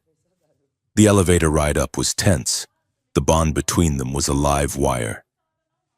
Elior could feel Liriana's growing horror as they ascended, a rising tide of nausea that mirrored his own. When the doors opened on level 50, the aesthetic changed. The sterile white gave way to sleek black glass and brushed steel. This was the restricted zone. "Quiet," Liriana signaled. They moved down the corridor, avoiding the patrols of armed guards. These weren't the standard rent-a-cops from the lobby. These were private military contractors, wearing heavy tactical armor and carrying plasma rifles. Elior pointed to a door marked Biological Archives, restricted. He knelt by the panel, jacking in his datapad. 30 seconds, he whispered. Liriana stood guard, her back to him. He could feel her senses extending outward, tasting the air for threats. It was a comforting weight in his mind, like a second pair of eyes. Got it. The door slid open. They slipped inside and the door sealed behind them with a heavy thud. The room was vast and cold. The temperature was kept just above freezing. Rows of massive cylindrical tanks lined the walls, filled with a viscous amber liquid. Elior walked up to the nearest tank. He wiped the condensation from the glass. He recoiled, stumbling back. Oh God! Inside the tank, Floating in the suspension fluid was a humanoid figure. It was a child. But it wasn't right. The limbs were too long. The fingers ended in developing claws, and the skin was a patchwork of human pink and Nosferi gray. "It's a hybrid," Liriana whispered. She was standing at the next tank, her hand pressed against the glass. She walked down the row. There were dozens of them. Some were failures, twisted and malformed. Others looked terrifyingly viable. "They are trying to breed us," she said, her voice shaking. "They are taking human genetic stock and splicing it with Nosferi royal enzymes." Elior looked at the readout on a console. Subject 7 Delta. Status: terminated. Reason: rejection of Covenant protocol. He scrolled down. Subject 9 Alpha. Status: active. Cognitive function suppressed. Obedience conditioning: 100%. Valen, Elior realized. Your nephew. He wasn't just sick. He was a prototype. Liriana spun around, her eyes wild. The hollow disguise flickered, unable to keep up with her emotional spike. For a second, her true face, pale, furious, terrifying, overlay the human mask. "He was a test subject," she hissed. "Varkon poisoned him to see if his biology could withstand the stress, to see if a hybrid could hold the throne." She slammed her fist into a metal workstation, denting the steel. "We are monsters," she choked out. "My people. We talk of honor and ancient blood, but look at this. We are just parasites in expensive coats. We treat you like cattle, and we treat our own children like lab rats." She sank to the floor, pulling her knees to her chest. The despair radiating from her was a black hole. It sucked the air out of the room. Elior felt it in his own chest, a crushing weight of guilt and shame that wasn't his. He knelt beside her. He didn't try to touch her yet. The air around her was crackling with kinetic energy. "Liriana, look at me." She shook her head, burying her face in her arms. "I cannot. I am part of this. The hunger. It is the same hunger that built this place." "No," Elior said firmly. He reached out and took her hands, pulling them away from her face. Her eyes were black pools of misery. "You are not this," he said, gesturing to the tanks. "This is greed. This is Varkon. This is Heliox. You are the woman who knelt in a filthy alley to save one dying kid. You are the one who risked everything to save me from the council." He squeezed her hands. "Guilt is useless, Liriana. It's just vanity unless you do something with it. You want to be different from them? Then burn it down. Like we said." She looked at him, searching his face. The bond hummed between them, a low, steady note of support. She took a shuddering breath. "You are right," she whispered. "We burn it down." Suddenly, the room was bathed in red light. A siren began to wail, a harsh, rhythmic shriek. "Unauthorized access detected. Security team to Sector 4. "They know we're here," Elior said, scrambling up. "We need the data," Liriana said, her resolve snapping back into place. "The main server is at the end of the hall. We can't fight a whole squad in the open," Elior said. "We need a distraction." He ran to the wall panel. "I'm going to kill the lights. Total blackout. It'll buy us time to move. Do it." Elior punched in the override code. The lights died. The hum of the ventilation system cut out. The only light came from the faint, eerie glow of the suspension tanks and the red strobe of the emergency markers. "Move," Elior hissed. They ran toward the server room, but the sound of heavy boots echoed from the corridor ahead. "They're cutting us off," Liriana whispered. She grabbed Elior's jacket and dragged him into a side door. It was a maintenance closet, barely 4 feet square, filled with mop buckets and cleaning chemicals. She pulled the door shut just as the beams of flashlights swept the hallway outside. They were trapped. The closet was pitch black. The air was stale and hot. They were pressed together, body to body. Elior's back was against the shelves. Liriana was pressed against him, her chest heaving against his. Quiet. She breathed. Her lips were inches from his ear. Elior stood frozen. He could hear the guards shouting outside, their voices muffled by the door. But that wasn't what terrified him. What terrified him was the heat coming off Liriana. She was burning up. The stress, the rage, the proximity, the sudden darkness, it had triggered something biological. The predatory instinct. He felt her tremble. A low sound, almost a growl, vibrated in her throat. Through the bond, he felt it hit him. Hunger. It wasn't the dull ache he had felt before. This was a starving, clawing need. It was a fire in the blood. It was the biological imperative to feed, to take, to survive. Liriana, Elior whispered. Don't! She gasped. She tried to push herself away from him, but there was nowhere to go. Her hands were flat against his chest, her claws extending, digging into his jacket. I can't. Control it, she stammered. The adrenaline, the proximity. Get away from me. Elior, please. She was terrified. He could feel her fear of hurting him warring with the beast in her brain. Elior felt his own heart hammering. Thump, thump, thump, thump. The sound was deafening in the small space. To her, it must have sounded like a dinner bell. He looked at her in the dark. He couldn't see her face clearly, just the faint outline of her eyes, which were glowing with a predatory violet light. He should be afraid. Every instinct he had as a prey animal screamed at him to run. But the bond told him something else. It told him she would rather die than hurt him. It told him she was in pain. He made a choice. He didn't push her away. He reached up and cupped her face. Liriana, he said softly.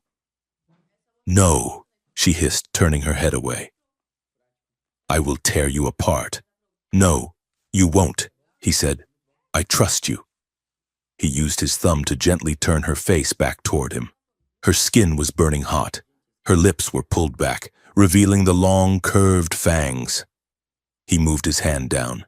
He unzipped his jacket. He pulled the collar of his shirt aside, exposing the pulse point of his neck. Here, he whispered. Liriana froze. She stared at his throat. He could feel the conflict raging inside her, the civilized mind fighting the ancient hunger. Elior, you do not know what you are asking. She trembled. This is not a medical procedure. It's okay, he said. He leaned his forehead against hers. I'm right here. I'm with you. Take what you need. She let out a whimper that sounded like a sob. Slowly, agonizingly slowly, she leaned in. Her breath was hot on his skin. He felt the sharp points of her fangs graze his neck. He flinched, instinctively. She paused, pulling back. It's okay, he repeated, forcing his muscles to relax. Do it. She closed the distance. The bite was sharp, a sudden pinch of ice and fire. Elior gasped, gripping her shoulders. Then, the world dissolved. It wasn't like the machine in the clinic. That had been a sterile, mechanical extraction. This was a drowning. As she drank, the bond exploded. The barrier between their minds vanished completely. He felt the warm, thick flow of his own blood leaving his body, but he also felt the relief flooding hers. He felt the hunger recede, replaced by a golden, dizzying warmth. It was euphoria. It was the most intense physical pleasure he had ever felt, mixed with a profound, terrifying vulnerability. He was open to her. She was inside his head, tasting his memories, his fears, his secret desires, and he was in hers. He felt her loneliness, her years of isolation, and her overwhelming, staggering gratitude for him. Elior, her voice echoed in his mind, not spoken but thought. My anchor. I've got you. He thought back, his knees giving way. She caught him. She held him up against the wall, her body pressing him into the shelves. One of her hands tangled in his hair, holding him in place, while the other wrapped around his waist. It was intimate in a way that made sex seem trivial. It was a merging of life forces. He could feel her heartbeat syncing with his, slowing down, matching rhythm until they were one drumbeat in the dark. She pulled away slowly. She didn't let go of him. She rested her forehead against his chest, breathing heavily. Elior slid down the wall, and she slid with him, until they were sitting on the floor of the closet, tangled together. The silence in the room was heavy, thick with the aftermath. Elior felt lightheaded, floaty. He touched his neck. The wounds were already closing, sealed by her saliva, leaving only 2 small, tender bumps.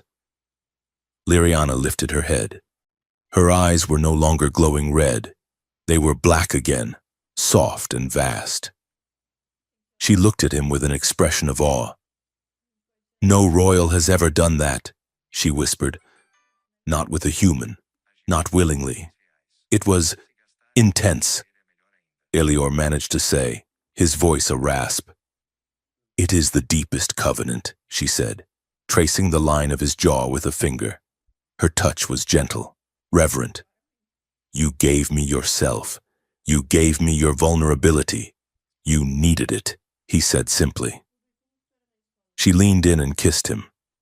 It wasn't a hungry kiss. It was soft, tasting of copper and salt. It was a seal on the promise they had just made in blood. "Thank you," she breathed against his lips. Elior rested his head back against the mop bucket behind him. He felt drained, but strangely energized. "If we survive this," he murmured, "I'm going to need a really big steak." Liriana let out a soft laugh, resting her head on his shoulder. "I will buy you the entire cow," she promised. The moment couldn't last. The sound of boots outside grew louder. "Sector 4 clear." A voice crackled on a radio just outside the door, moving to Sector 5. They waited until the footsteps faded. Liriana stood up first. She offered a hand to Elior. He took it, pulling himself up. He felt steady. His bond-enhanced physiology was already replenishing his blood supply at an accelerated rate. "The server room," Liriana said. Her voice was back to its command tone, but her eyes lingered on him. "Let's get the evidence," Elior said. They slipped out of the closet. The hallway was empty. They sprinted to the end of the corridor. The server room door was locked with a heavy encryption. Elior jacked in. "It's a rolling code," he muttered, his fingers flying across his datapad. "Varkan's signature. Give me 10 seconds. Got it." The door hissed open. They rushed to the main console. Elior connected the drive. The download bar appeared. Downloading. 20%. 40%. Files began to scroll across the screen. Contracts. Shipping manifests. Video logs of the experiments. Kill orders. There. Liriana pointed. A file labeled Operation Silence. Elior opened it. It was a list of targets to be eliminated within the next 48 hours. Target 1. Princess Liriana Vokan. Target 2. Specimen 9 Alpha, Air Valen. Target 3. Human Associate, Unidentified Technician. "They're planning to wipe the board," Elior said. "Tonight, download complete." Elior yanked the drive. "We have to go. Now." They turned to leave. The door to the server room slid shut. A red light strobed above it. Lockdown initiated. A voice boomed over the intercom. It was smooth, corporate, and terrifyingly calm. "We hoped you would find your way here. Princess, it saves us the trouble of hunting you down. The CEO of Heliox." The far wall of the server room began to dissolve. It wasn't a wall. It was a holographic screen masking a security staging area. As the image faded, A squad of 6 elite soldiers stood there. They wore the golden armor of the Heliox Heavy Guard. They raised their weapons. Surrender, the lead guard ordered, or be liquidated. Liriana looked at Elior. She didn't look afraid. She looked furious. Liquidate this, she snarled. She moved. She didn't use a weapon. She used the room. She kicked a rolling server rack, sending it careening into the guards with the force of a battering ram. Scatter, the guard shouted. Plasma fire erupted, scorching the air. Elior dove behind a desk. He felt the world slow down. The bond was wide open now. He could feel where Liriana was without looking. He could feel the trajectory of the plasma bolts before they hit. He reached into his tool bag and pulled out a handful of heavy industrial magnets he used for stabilizing rotors. "Liriana, flank left," he shouted. She didn't ask why. She vaulted off the wall, flipping over the head of a guard, her energy blade snapping into existence with a crackle of violet light. Elior threw the magnets. They clamped onto the guard's heavy armor with a metallic clang. "Pulse it!" he yelled. Liriana struck the magnets with her energy blade. The electrical discharge traveled through the conductive magnets, shorting out the guard's armor systems. 3 of them dropped, their suits locking up into statues. The remaining 3 turned on Liriana. Elior didn't have a gun, but he had the bond. He saw a guard aiming at Liriana's back. He felt the intent. He grabbed a heavy fire extinguisher from the wall. He didn't feel the weight. His muscles, fueled by the residual adrenaline and the blood pact, moved with impossible speed. He hurled the canister. It spun through the air and slammed into the guard's helmet with a sickening crunch. "Bullseye," Elior muttered. Liriana finished the last 2 with a blur of motion, disarming them and knocking them unconscious with precise strikes to the neck. The room was silent, save for the groans of the guards. "We need an exit," Liriana said, breathing hard. "The main lifts will be locked down." Elior looked at the ventilation schematics on his datapad. "The waste chute," he said. "It dumps directly into the subterranean transit tunnels." "The garbage chute?" Liriana raised an eyebrow. "Really? It's that or the front door, Your Highness." They ran to the maintenance hatch in the corner of the room. Elior pried it open.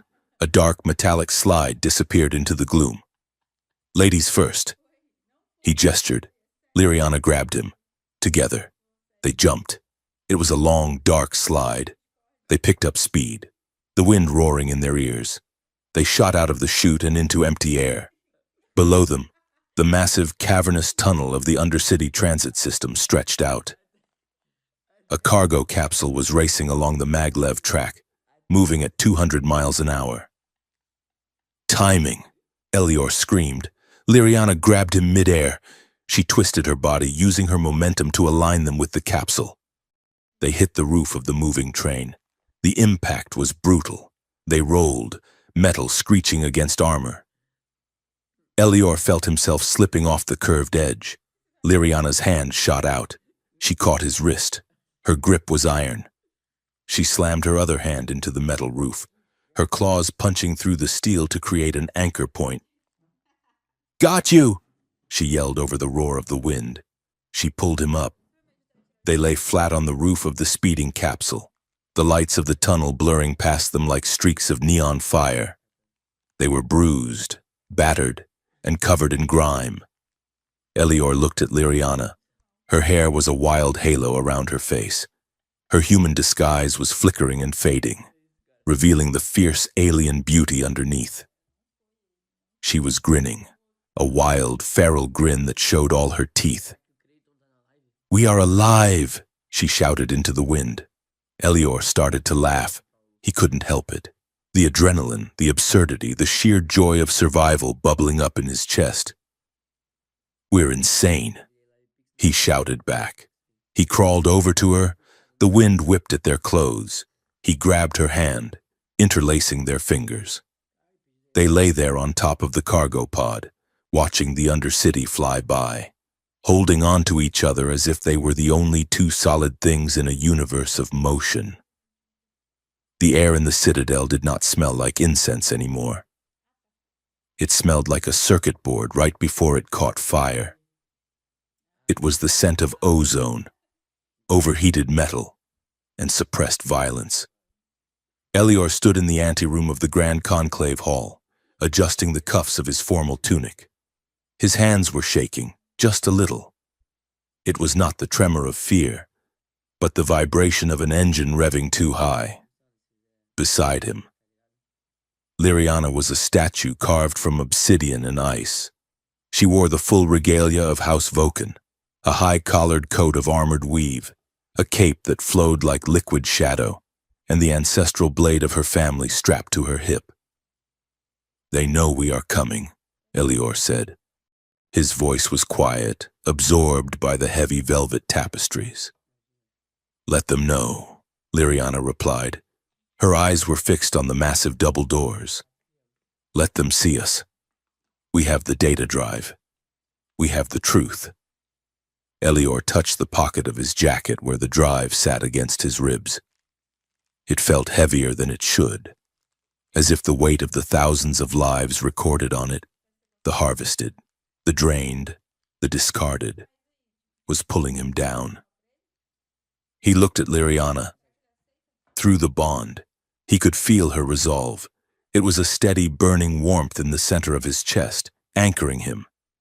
But beneath that resolve, he felt a flicker of terror. She was afraid for the child, Valen, who was hidden in the lower servant quarters with her most loyal guards. She was afraid for her people, and most terrifyingly distinct, she was afraid for him.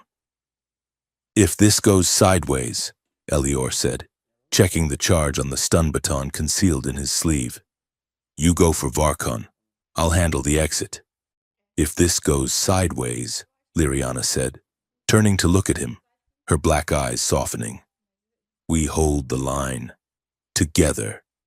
She held out her hand. Elior took it. The silver crest on his wrist flared with a faint pulse of light, unseen by anyone but them. It was a confirmation, a promise. The herald struck the floor with a staff. The great doors groaned open. The Grand Conclave was a sea of faces, thousands of Nosferi nobles, corporate envoys from a dozen systems, and military commanders filled the tiered seating of the amphitheater.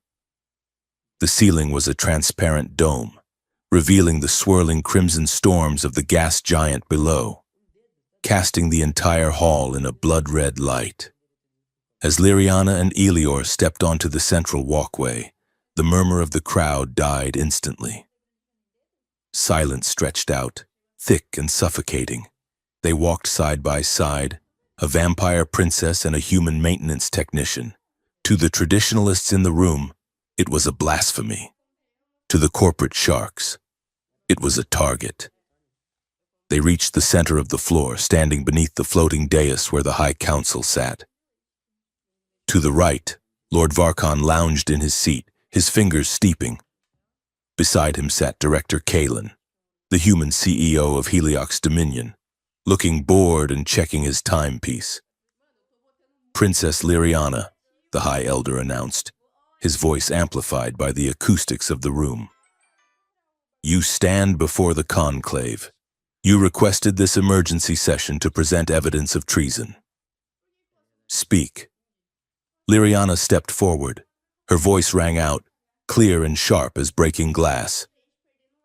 "I stand here to accuse House Varkon and the Heliox Dominion of crimes against the blood and the stars," she declared. "We have uncovered a conspiracy to poison the royal air, to harvest sentient beings like cattle, and to enslave our people to a corporate monopoly." Murmurs rippled through the crowd. Varkon did not flinch. He merely smiled, a slow, predatory curving of his lips. "Grave accusations," Varkon said smoothly. "And where is this proof? Or is this merely another desperate attempt to distract us from your own indiscretions?" Elior pulled the data drive from his pocket. The proof is here, he said, his voice projecting better than he expected. Decrypted logs, kill orders, video footage of the labs. Director Kalen sighed. He tapped a command on his armrest. If we are sharing footage, he said, perhaps we should start with the files my security team recovered this morning. The massive holographic screens that lined the upper walls flickered to life. Elior froze. The image on the screen was the lab in the arcology. It showed Liriana standing over a tank containing a hybrid child. But the audio was wrong.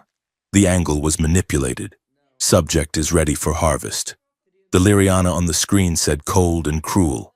Drain them. I need the power to secure my throne. The video cut to Elior. He was shown hacking a console, but the overlay text claimed he was bypassing safety protocols to increase harvest output. The human asset is efficient, Varkon's voiceover narrated. He helps her bleed the donors dry. The crowd erupted. It was a roar of outrage. Lies, Liriana shouted, her composure cracking. That is a fabrication, a deep fake. She has betrayed us, Varkon bellowed, standing up. He pointed a finger at her. She brings a human into our bed, and together they sell our blood to the highest bidder. She poisoned the air herself to cover her tracks. Traitor, someone screamed from the stands. Monster, screamed another. The mood in the room shifted instantly from curiosity to bloodlust. It was a manufactured riot, and it was working perfectly. Guards, Varkon commanded. Seize them! Execute the human! The perimeter guards leveled their energy rifles. Elior felt the shift in the air before the first shot was fired. He felt the cold, mathematical precision of the Heliox drones that detached from the ceiling shadows. It's a kill box, Elior yelled. He didn't run. He dropped to one knee and slammed his hand onto the floor paneling. He wasn't a soldier, but he knew this station. He knew that the conclave hall sat directly above the primary power junction for the entertainment sector. He pulled a remote detonator from his belt, a crude device he had rigged from a cleaning droid's capacitor, and triggered the localized overload he had set up hours ago. Boom! The floor beneath the guards on the east wing exploded upward in a shower of sparks and smoke. The main lights died, plunging the hall into the red gloom of the planet light outside. The crowd screamed. Panic seized the room. The Heliox drones opened fire, not just at Liriana, but into the crowd. They're firing on civilians, Liriana shouted, deflecting a plasma bolt with her energy blade. Chaos meant cover. Elior scrambled to his feet. They want panic. They want a massacre to blame on us. Liriana, listen to me. Elior grabbed her arm, shouting over the noise of the energy fire. You have to take Varkon. If you don't stop him, he wins. I'm going for Valen. We cannot split up, she cried, parrying a strike from a charging guard. If they find the kid, it's over. Go. He shoved her toward the dais. Liriana looked at him, one agonizing second of hesitation. Then she nodded. Stay alive, consort, she hissed. She spun around and launched herself toward the high council seats, moving like a crimson blur, cutting a path through Varkon's personal guard. Elior turned and sprinted the other way. He dove over a railing, sliding down a maintenance ramp into the service corridors. The corridors were a nightmare. Red emergency lights strobed. Smoke filled the air. Elior could hear the heavy boots of corporate kill squads moving through the station. He wasn't a fighter. He knew that. If he tried to shoot his way through, he would die in 10 seconds. He needed to be a ghost. He needed to be a wrench in the gears. He reached a junction box on the wall. He ripped the cover off and jacked in his interface. His mind flooded with the station's schematics. Okay, he muttered, sweat stinging his eyes. You want to play dirty? Let's play dirty. He accessed the environmental controls. He spiked the gravity in Sector 4, slamming a squad of pursuing Heliox soldiers into the floor. He vented steam from the heating pipes in Sector 6, blinding another team. He ran. His destination was the old hydroponics bay where they had hidden Valen. It was supposed to be off the grid, but as he ran, he felt a sudden, sharp pain in his chest. It wasn't his Liriana. She was fighting. He could feel the exertion, the clash of steel, the burning focus. She was facing Varkon. Elior stumbled, clutching his chest, but forced himself to keep moving. He reached a communications node. A crazy idea hit him. The station was in panic. People were trampling each other to get to the escape pods. They were terrified because they thought they were under attack by a traitor. He hacked the public address system. Feedback squealed through every speaker on the station. "Listen to me," Elior shouted into his headset. His voice boomed through the corridors, the conclave hall, the docking bays. "This isn't a rebellion. This is a liquidation sale." He kept running as he spoke, dodging a stray laser blast. "My name is Elior. I'm a technician from the lower decks. The people shooting at you, that's Heliox security. That's Varkon's private army. They aren't trying to save you. They're trying to silence you." He reached the door to the hydroponics bay. It was fused shut. Someone had welded it inside. He heard the muffled sound of a plasma cutter. They were cutting in from the other side. "Look at the screens," Elior yelled into the comms, working frantically to bypass the lock. "Look at who is holding the gun. They treat us like resources, humans, Nosferi. It doesn't matter to them. To them, we are just blood bags and batteries." The lock hissed. Elior kicked the door open. Inside, Valen was huddled behind a crate of synthetic vines. 2 loyalist guards lay dead on the floor. A Heliox assassin in stealth armor was standing over the boy, raising a suppressed pistol. Elior didn't have a weapon drawn. He had a heavy canister of compressed nutrient mist he had grabbed from the hall. He didn't throw it. He slammed it against the wall valve, rupturing the seal. The room instantly filled with thick, opaque white fog. The assassin fired blindly. Zip! Zip! Elior dove, sliding across the wet floor. He knew where the assassin was by the sound of his boots. He knew where Valen was by the frantic beating of the boy's heart, which he could hear as clearly as a drum. Elior tackled the assassin at the knees. They went down in a tangle of limbs. The assassin was stronger, trained to kill. He threw Elior off, raising a combat knife. But Elior wasn't fighting like a soldier. He was fighting like a mechanic. He grabbed a loose power cable hanging from the ceiling, a live wire he had noted when he entered. He jammed it into the assassin's chest plate. Zap! The assassin convulsed and collapsed, his suit shorting out. Elior scrambled over to Valen. The boy was shaking, his eyes wide and terrifyingly vacant. "It's okay," Elior gasped, checking the boy for injuries. "I've got you." He tapped his headset again. "They only have power because we give it to them," he shouted to the station. "Stop running. Stop letting them herd you. If you're a tech, cut the power to the elevators. If you're a docker, lock the hangars. Don't let them leave."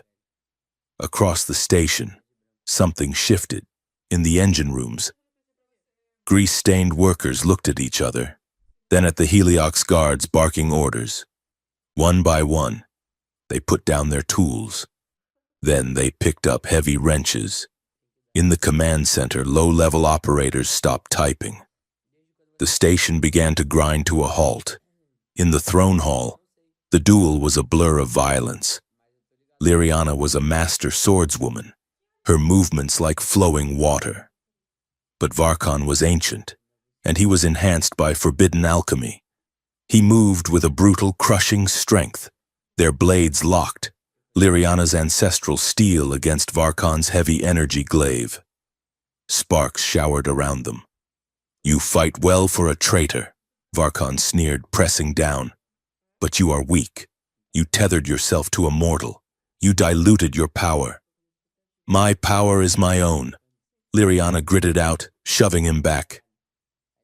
She struck, a flurry of blows that forced Varkon to retreat toward the throne. She was faster. She was winning. But Varkon smiled. He didn't parry her next strike. He took a step back and drew a second, shorter blade from his belt. It didn't glow. It was made of dull, porous gray stone.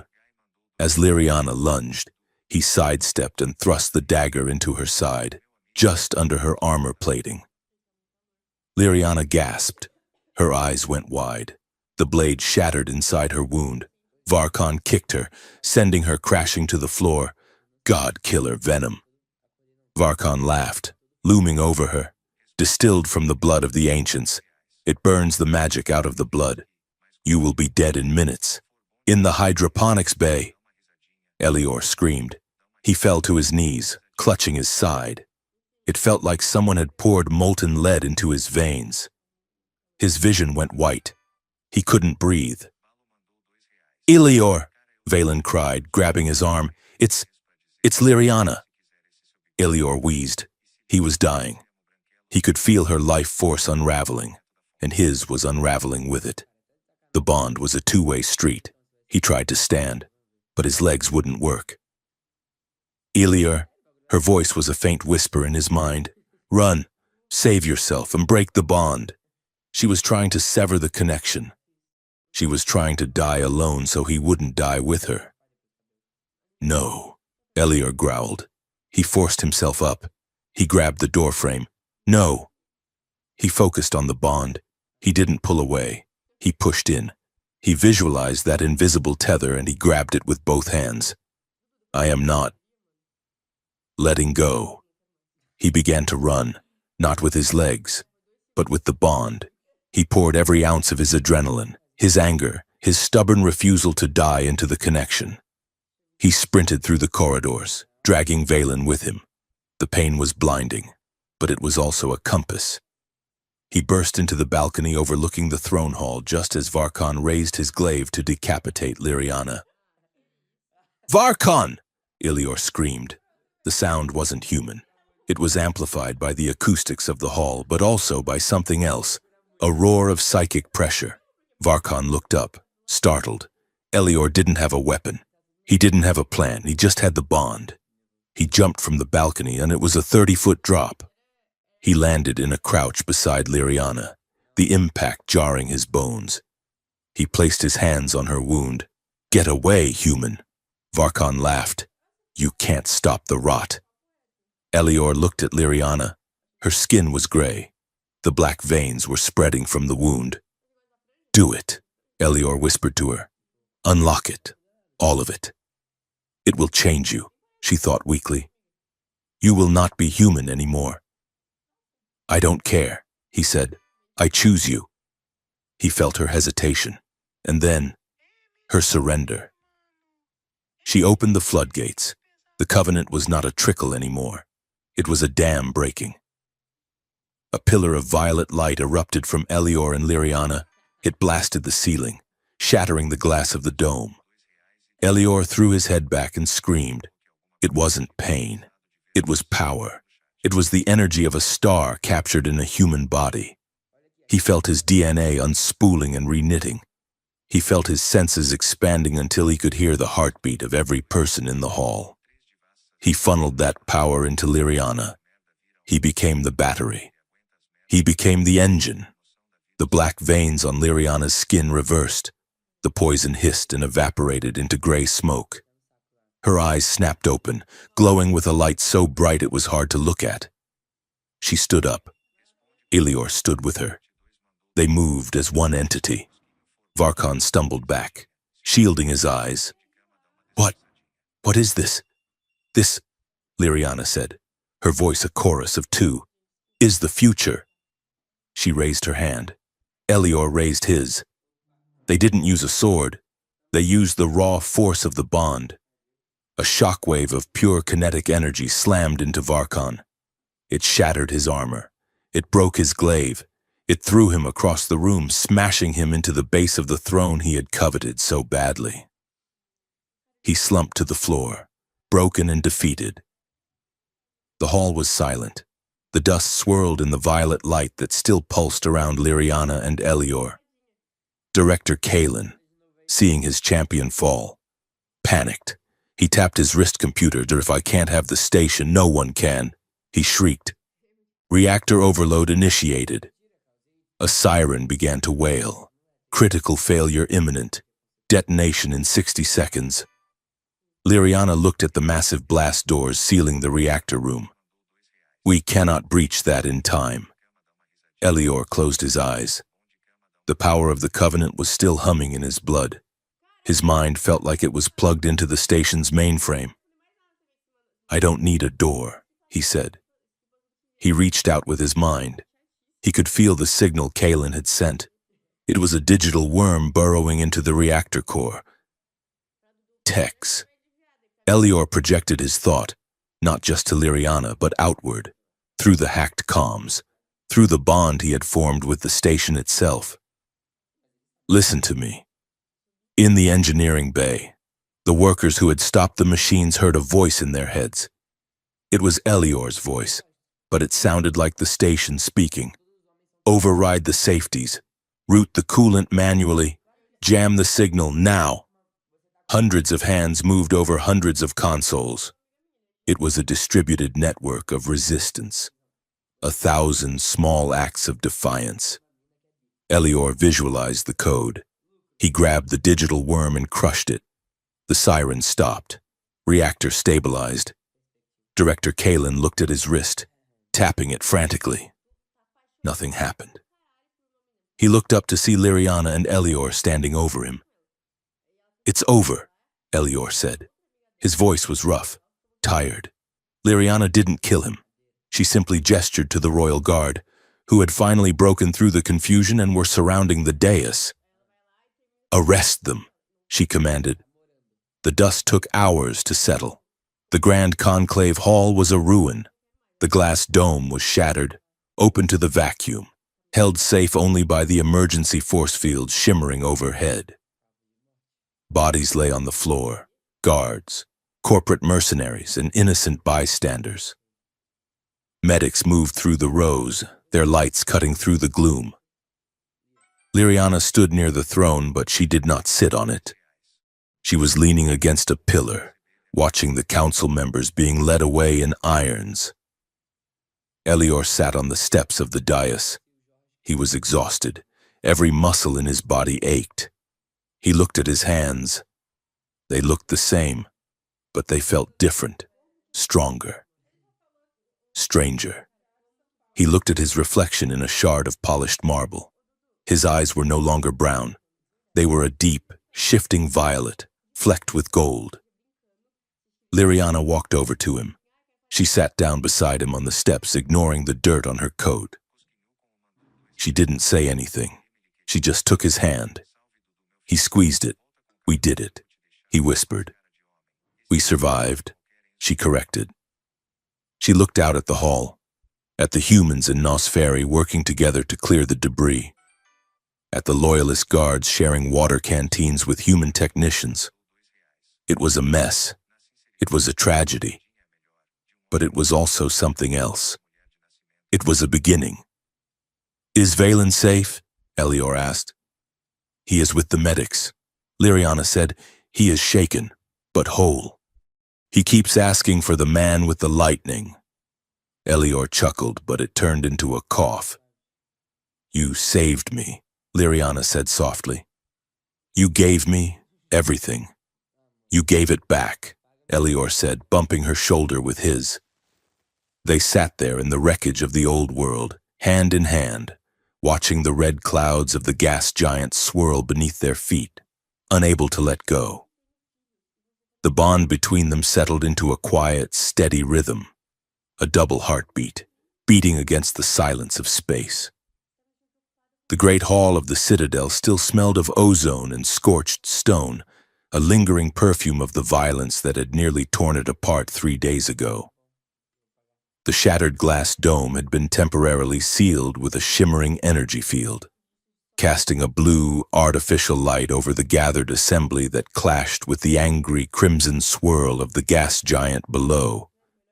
It was an emergency session of the High Council, but the room was not filled only with the pale, aristocratic faces of the Nosferi nobility. For the first time in the history of the Citadel, the heavy durasteel doors had been thrown open to others. Human technicians in grease-stained jumpsuits stood shoulder to shoulder with alien dock workers. Representatives from the Merchant Guild sat uneasily next to armored royal guards. Elior stood to the right of the obsidian throne, his hands clasped behind his back. He wore the formal black tunic of a consort, embroidered with the silver dragon crest of House Voken. But he had refused the heavy ceremonial cape. He wanted to be able to move. He wanted to look like himself. He scanned the crowd. His new eyes, violet-flecked and terrifyingly sharp, picked out details that would have been invisible to him a week ago. He saw the rapid pulse in the neck of a nervous guildmaster 50 feet away. He smelled the pheromones of fear coming from the remaining members of House Varkon. He heard the whisper of a datapad being keyed on the other side of the room. It was overwhelming. The world was too loud, too bright, too textured. He forced himself to breathe, dialing down the input just as Liriana had taught him. Liriana stood at the center of the dais. She did not look like a conqueror. She looked tired, her face pale, but her spine was steel. She had refused to hide the bandages on her side where Varkon's poisoned blade had struck her. "We have reviewed the evidence," Liriana said. Her voice was not amplified by microphones, yet it carried to the furthest corners of the hall. The clarity was unnatural, a byproduct of her power. And now, Elior realized with a jolt, a power he shared. Holographic screens floated above the assembly, displaying the atrocities of the Heliox Dominion. The images of the hybrid labs, the drain farms, and the kill orders signed by Lord Varkon cycled in a grim loop. "We have seen the contracts," Liriana continued. "We have seen how House Varkon sought to sell the sovereignty of this station to a corporation that views us all, Nosferi and human alike, as raw material." She paused, letting the weight of the accusation settle. But Varkon is not the only one to blame. A murmur rippled through the nobles. They shifted in their seats, sensing the blade turning toward them. "For centuries, House Voken and the Council have looked away," Liriana said, her voice dropping to a harsh whisper that was louder than a shout. "We allowed the blood trade to become an industry.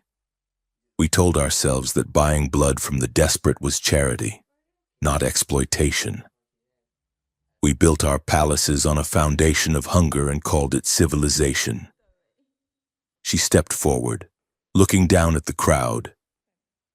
"I was part of it. I lived in the luxury bought by that system. And for that, I am ashamed." The silence was absolute. For a royal to admit shame publicly was unheard of. It was political suicide, or perhaps political rebirth. "Today, that ends," Liriana declared. She gestured to the screens. The images of the labs vanished, replaced by a stream of text. "New laws. The Heliox Dominion's assets are seized. Their contracts are void. From this moment, the purchase of biological material is illegal.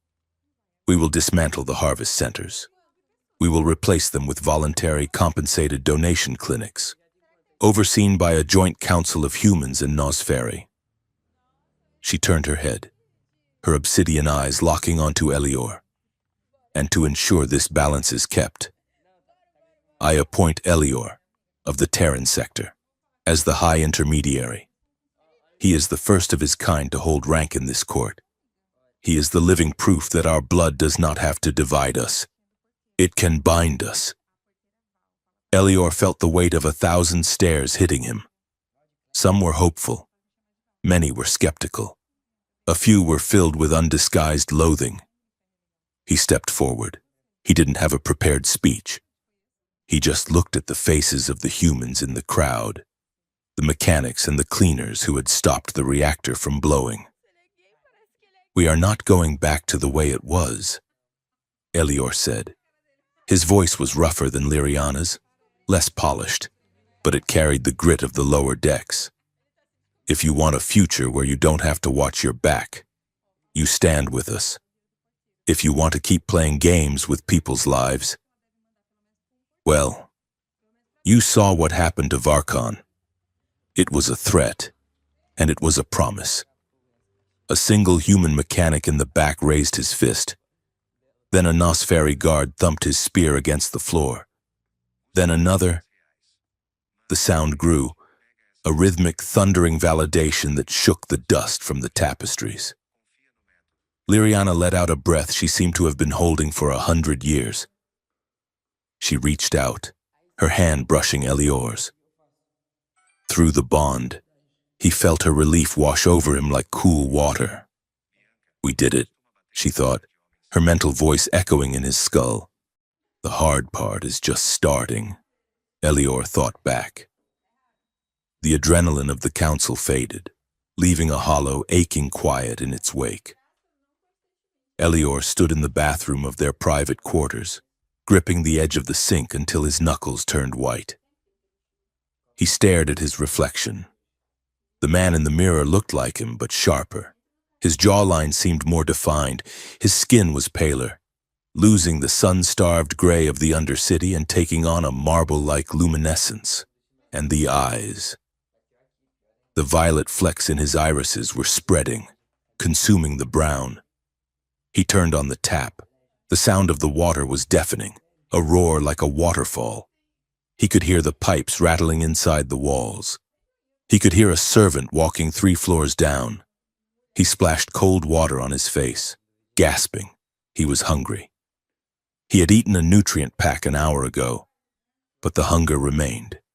It wasn't a hunger for food. It was a phantom itch in his throat, a craving for iron and warmth. When he had walked past a guard with a bandage on his arm earlier, the scent of the dried blood had hit Elior with the force of a drug. He looked at his hands. He felt strong enough to punch through the durasteel wall.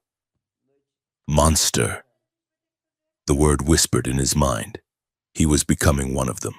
He was losing the only thing that made him Elior.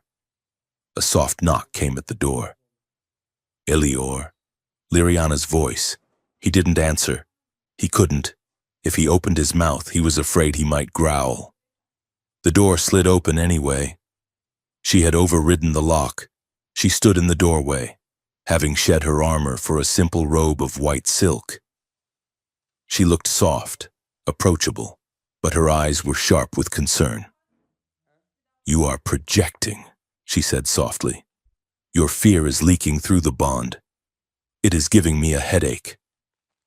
"I'm sorry," Elior muttered, grabbing a towel to hide his face. "Just go away. Liriana, I need a minute." "You have had 60 minutes, she said. She walked into the room. She didn't stay back. She walked right up to him, invading his space. She reached out and pulled the towel from his hands. "Look at me." Elior looked. He saw his own fear reflected in her eyes. "I can smell it," Elior whispered, his voice trembling. "I can smell the blood in the pipes. I can hear your heart beating. It sounds like a drum. I want to—" He stopped, ashamed. "You want to feed." Liriana finished for him. "It is natural. The covenant changed your physiology. You are not Nosferi, but you are no longer strictly human. You are something new." "I'm a monster," he said miserably. "I'm going to end up like Varkon. I'm going to look at people and see lunch."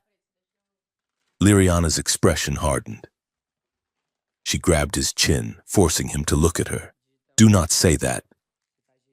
She ran her thumb over his cheekbone. Varkon was not a monster because he drank blood. Elior. He was a monster because he chose power over empathy. He was a monster because he stopped seeing people as people. She took his hand and placed it over her heart. Can you feel this? Yes, Elior said. It's fast. Why is it fast? Because you're worried, he said. You're scared I'm going to leave. Exactly, she said. You feel my fear, you feel my heart. A monster would not care. Elior. A monster would only hear the dinner bell. You hear the person.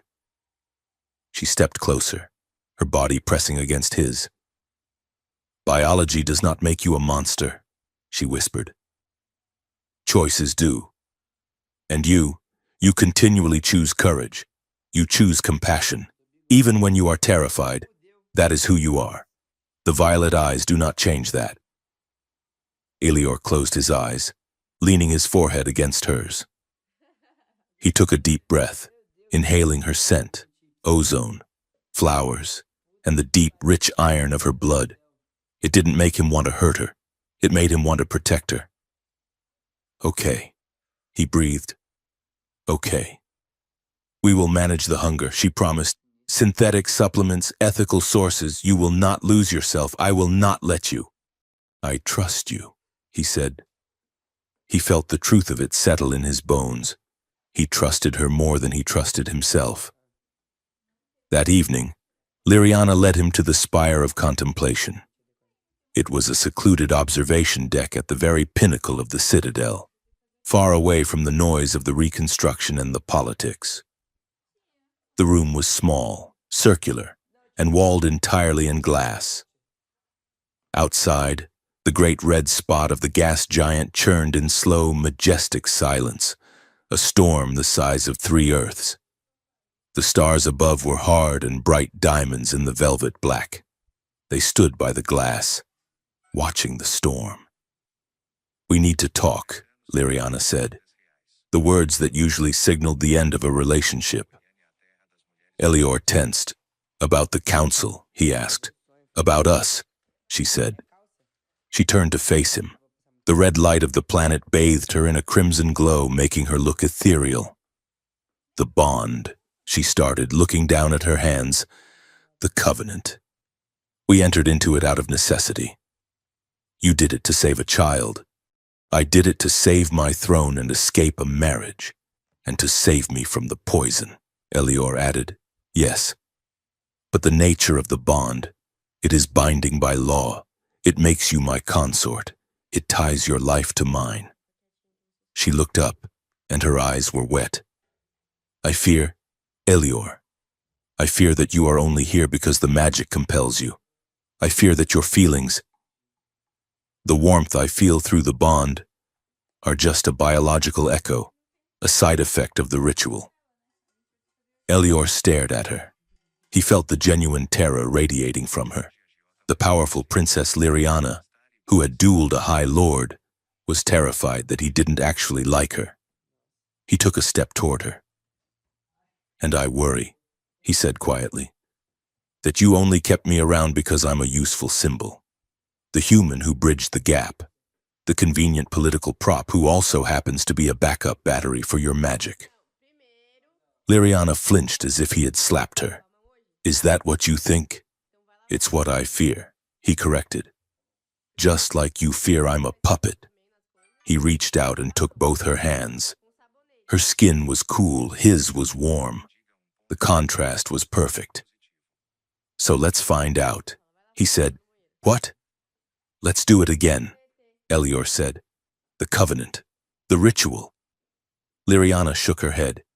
You cannot redo a binding that is already permanent. We can renew it, he said. We can override the old intent with a new one. The first time, we were desperate. We were strangers. I was bleeding out into a machine and you were chanting ancient spells to save a dying kid. It was chaos. He squeezed her hands. Let's do it now. Calmly. Consciously. Not because we have to. Not because of the law. But because we want to. Liriana looked at him, her lips parting in surprise. You would do that? Knowing the cost? knowing you will be bound to me for centuries? I'm counting on the centuries, he said. I have a lot of memes to explain to you. A laugh bubbled up in her throat, a wet, choked sound. Okay, she whispered. Let us renew it. She released one of his hands and reached into the sash of her robe, pulling out a small ceremonial dagger. It was not a weapon of war, but a blade of ritual, made of clear crystal. She held it out to him. You must make the cut, she said. It must be your choice. Elior took the dagger. It felt light in his hand. He looked at Liriana. He didn't see the alien royalty. He didn't see the vampire. He saw the woman who had laughed at the "this is fine" dog. He saw the woman who had plunged into a garbage chute with him because he asked her to. He sliced a thin, precise line across his own palm. He didn't flinch. He handed the dagger to her. She mirrored the cut on her own palm. A single drop of dark, ruby blood welled up. They dropped the dagger. They pressed their palms together, fingers interlacing, wound against wound. Eterna sanguis, Liriana whispered. Eterna vinculum, Elior answered, remembering the words from the nightmare in the alley. The reaction was instant. This time, there was no pain. There was no machine humming. The bond flared white-hot, but it was not a burning fire. It was a dawn. Images flooded Elior's mind, but they weren't random visions of star thrones. They were memories.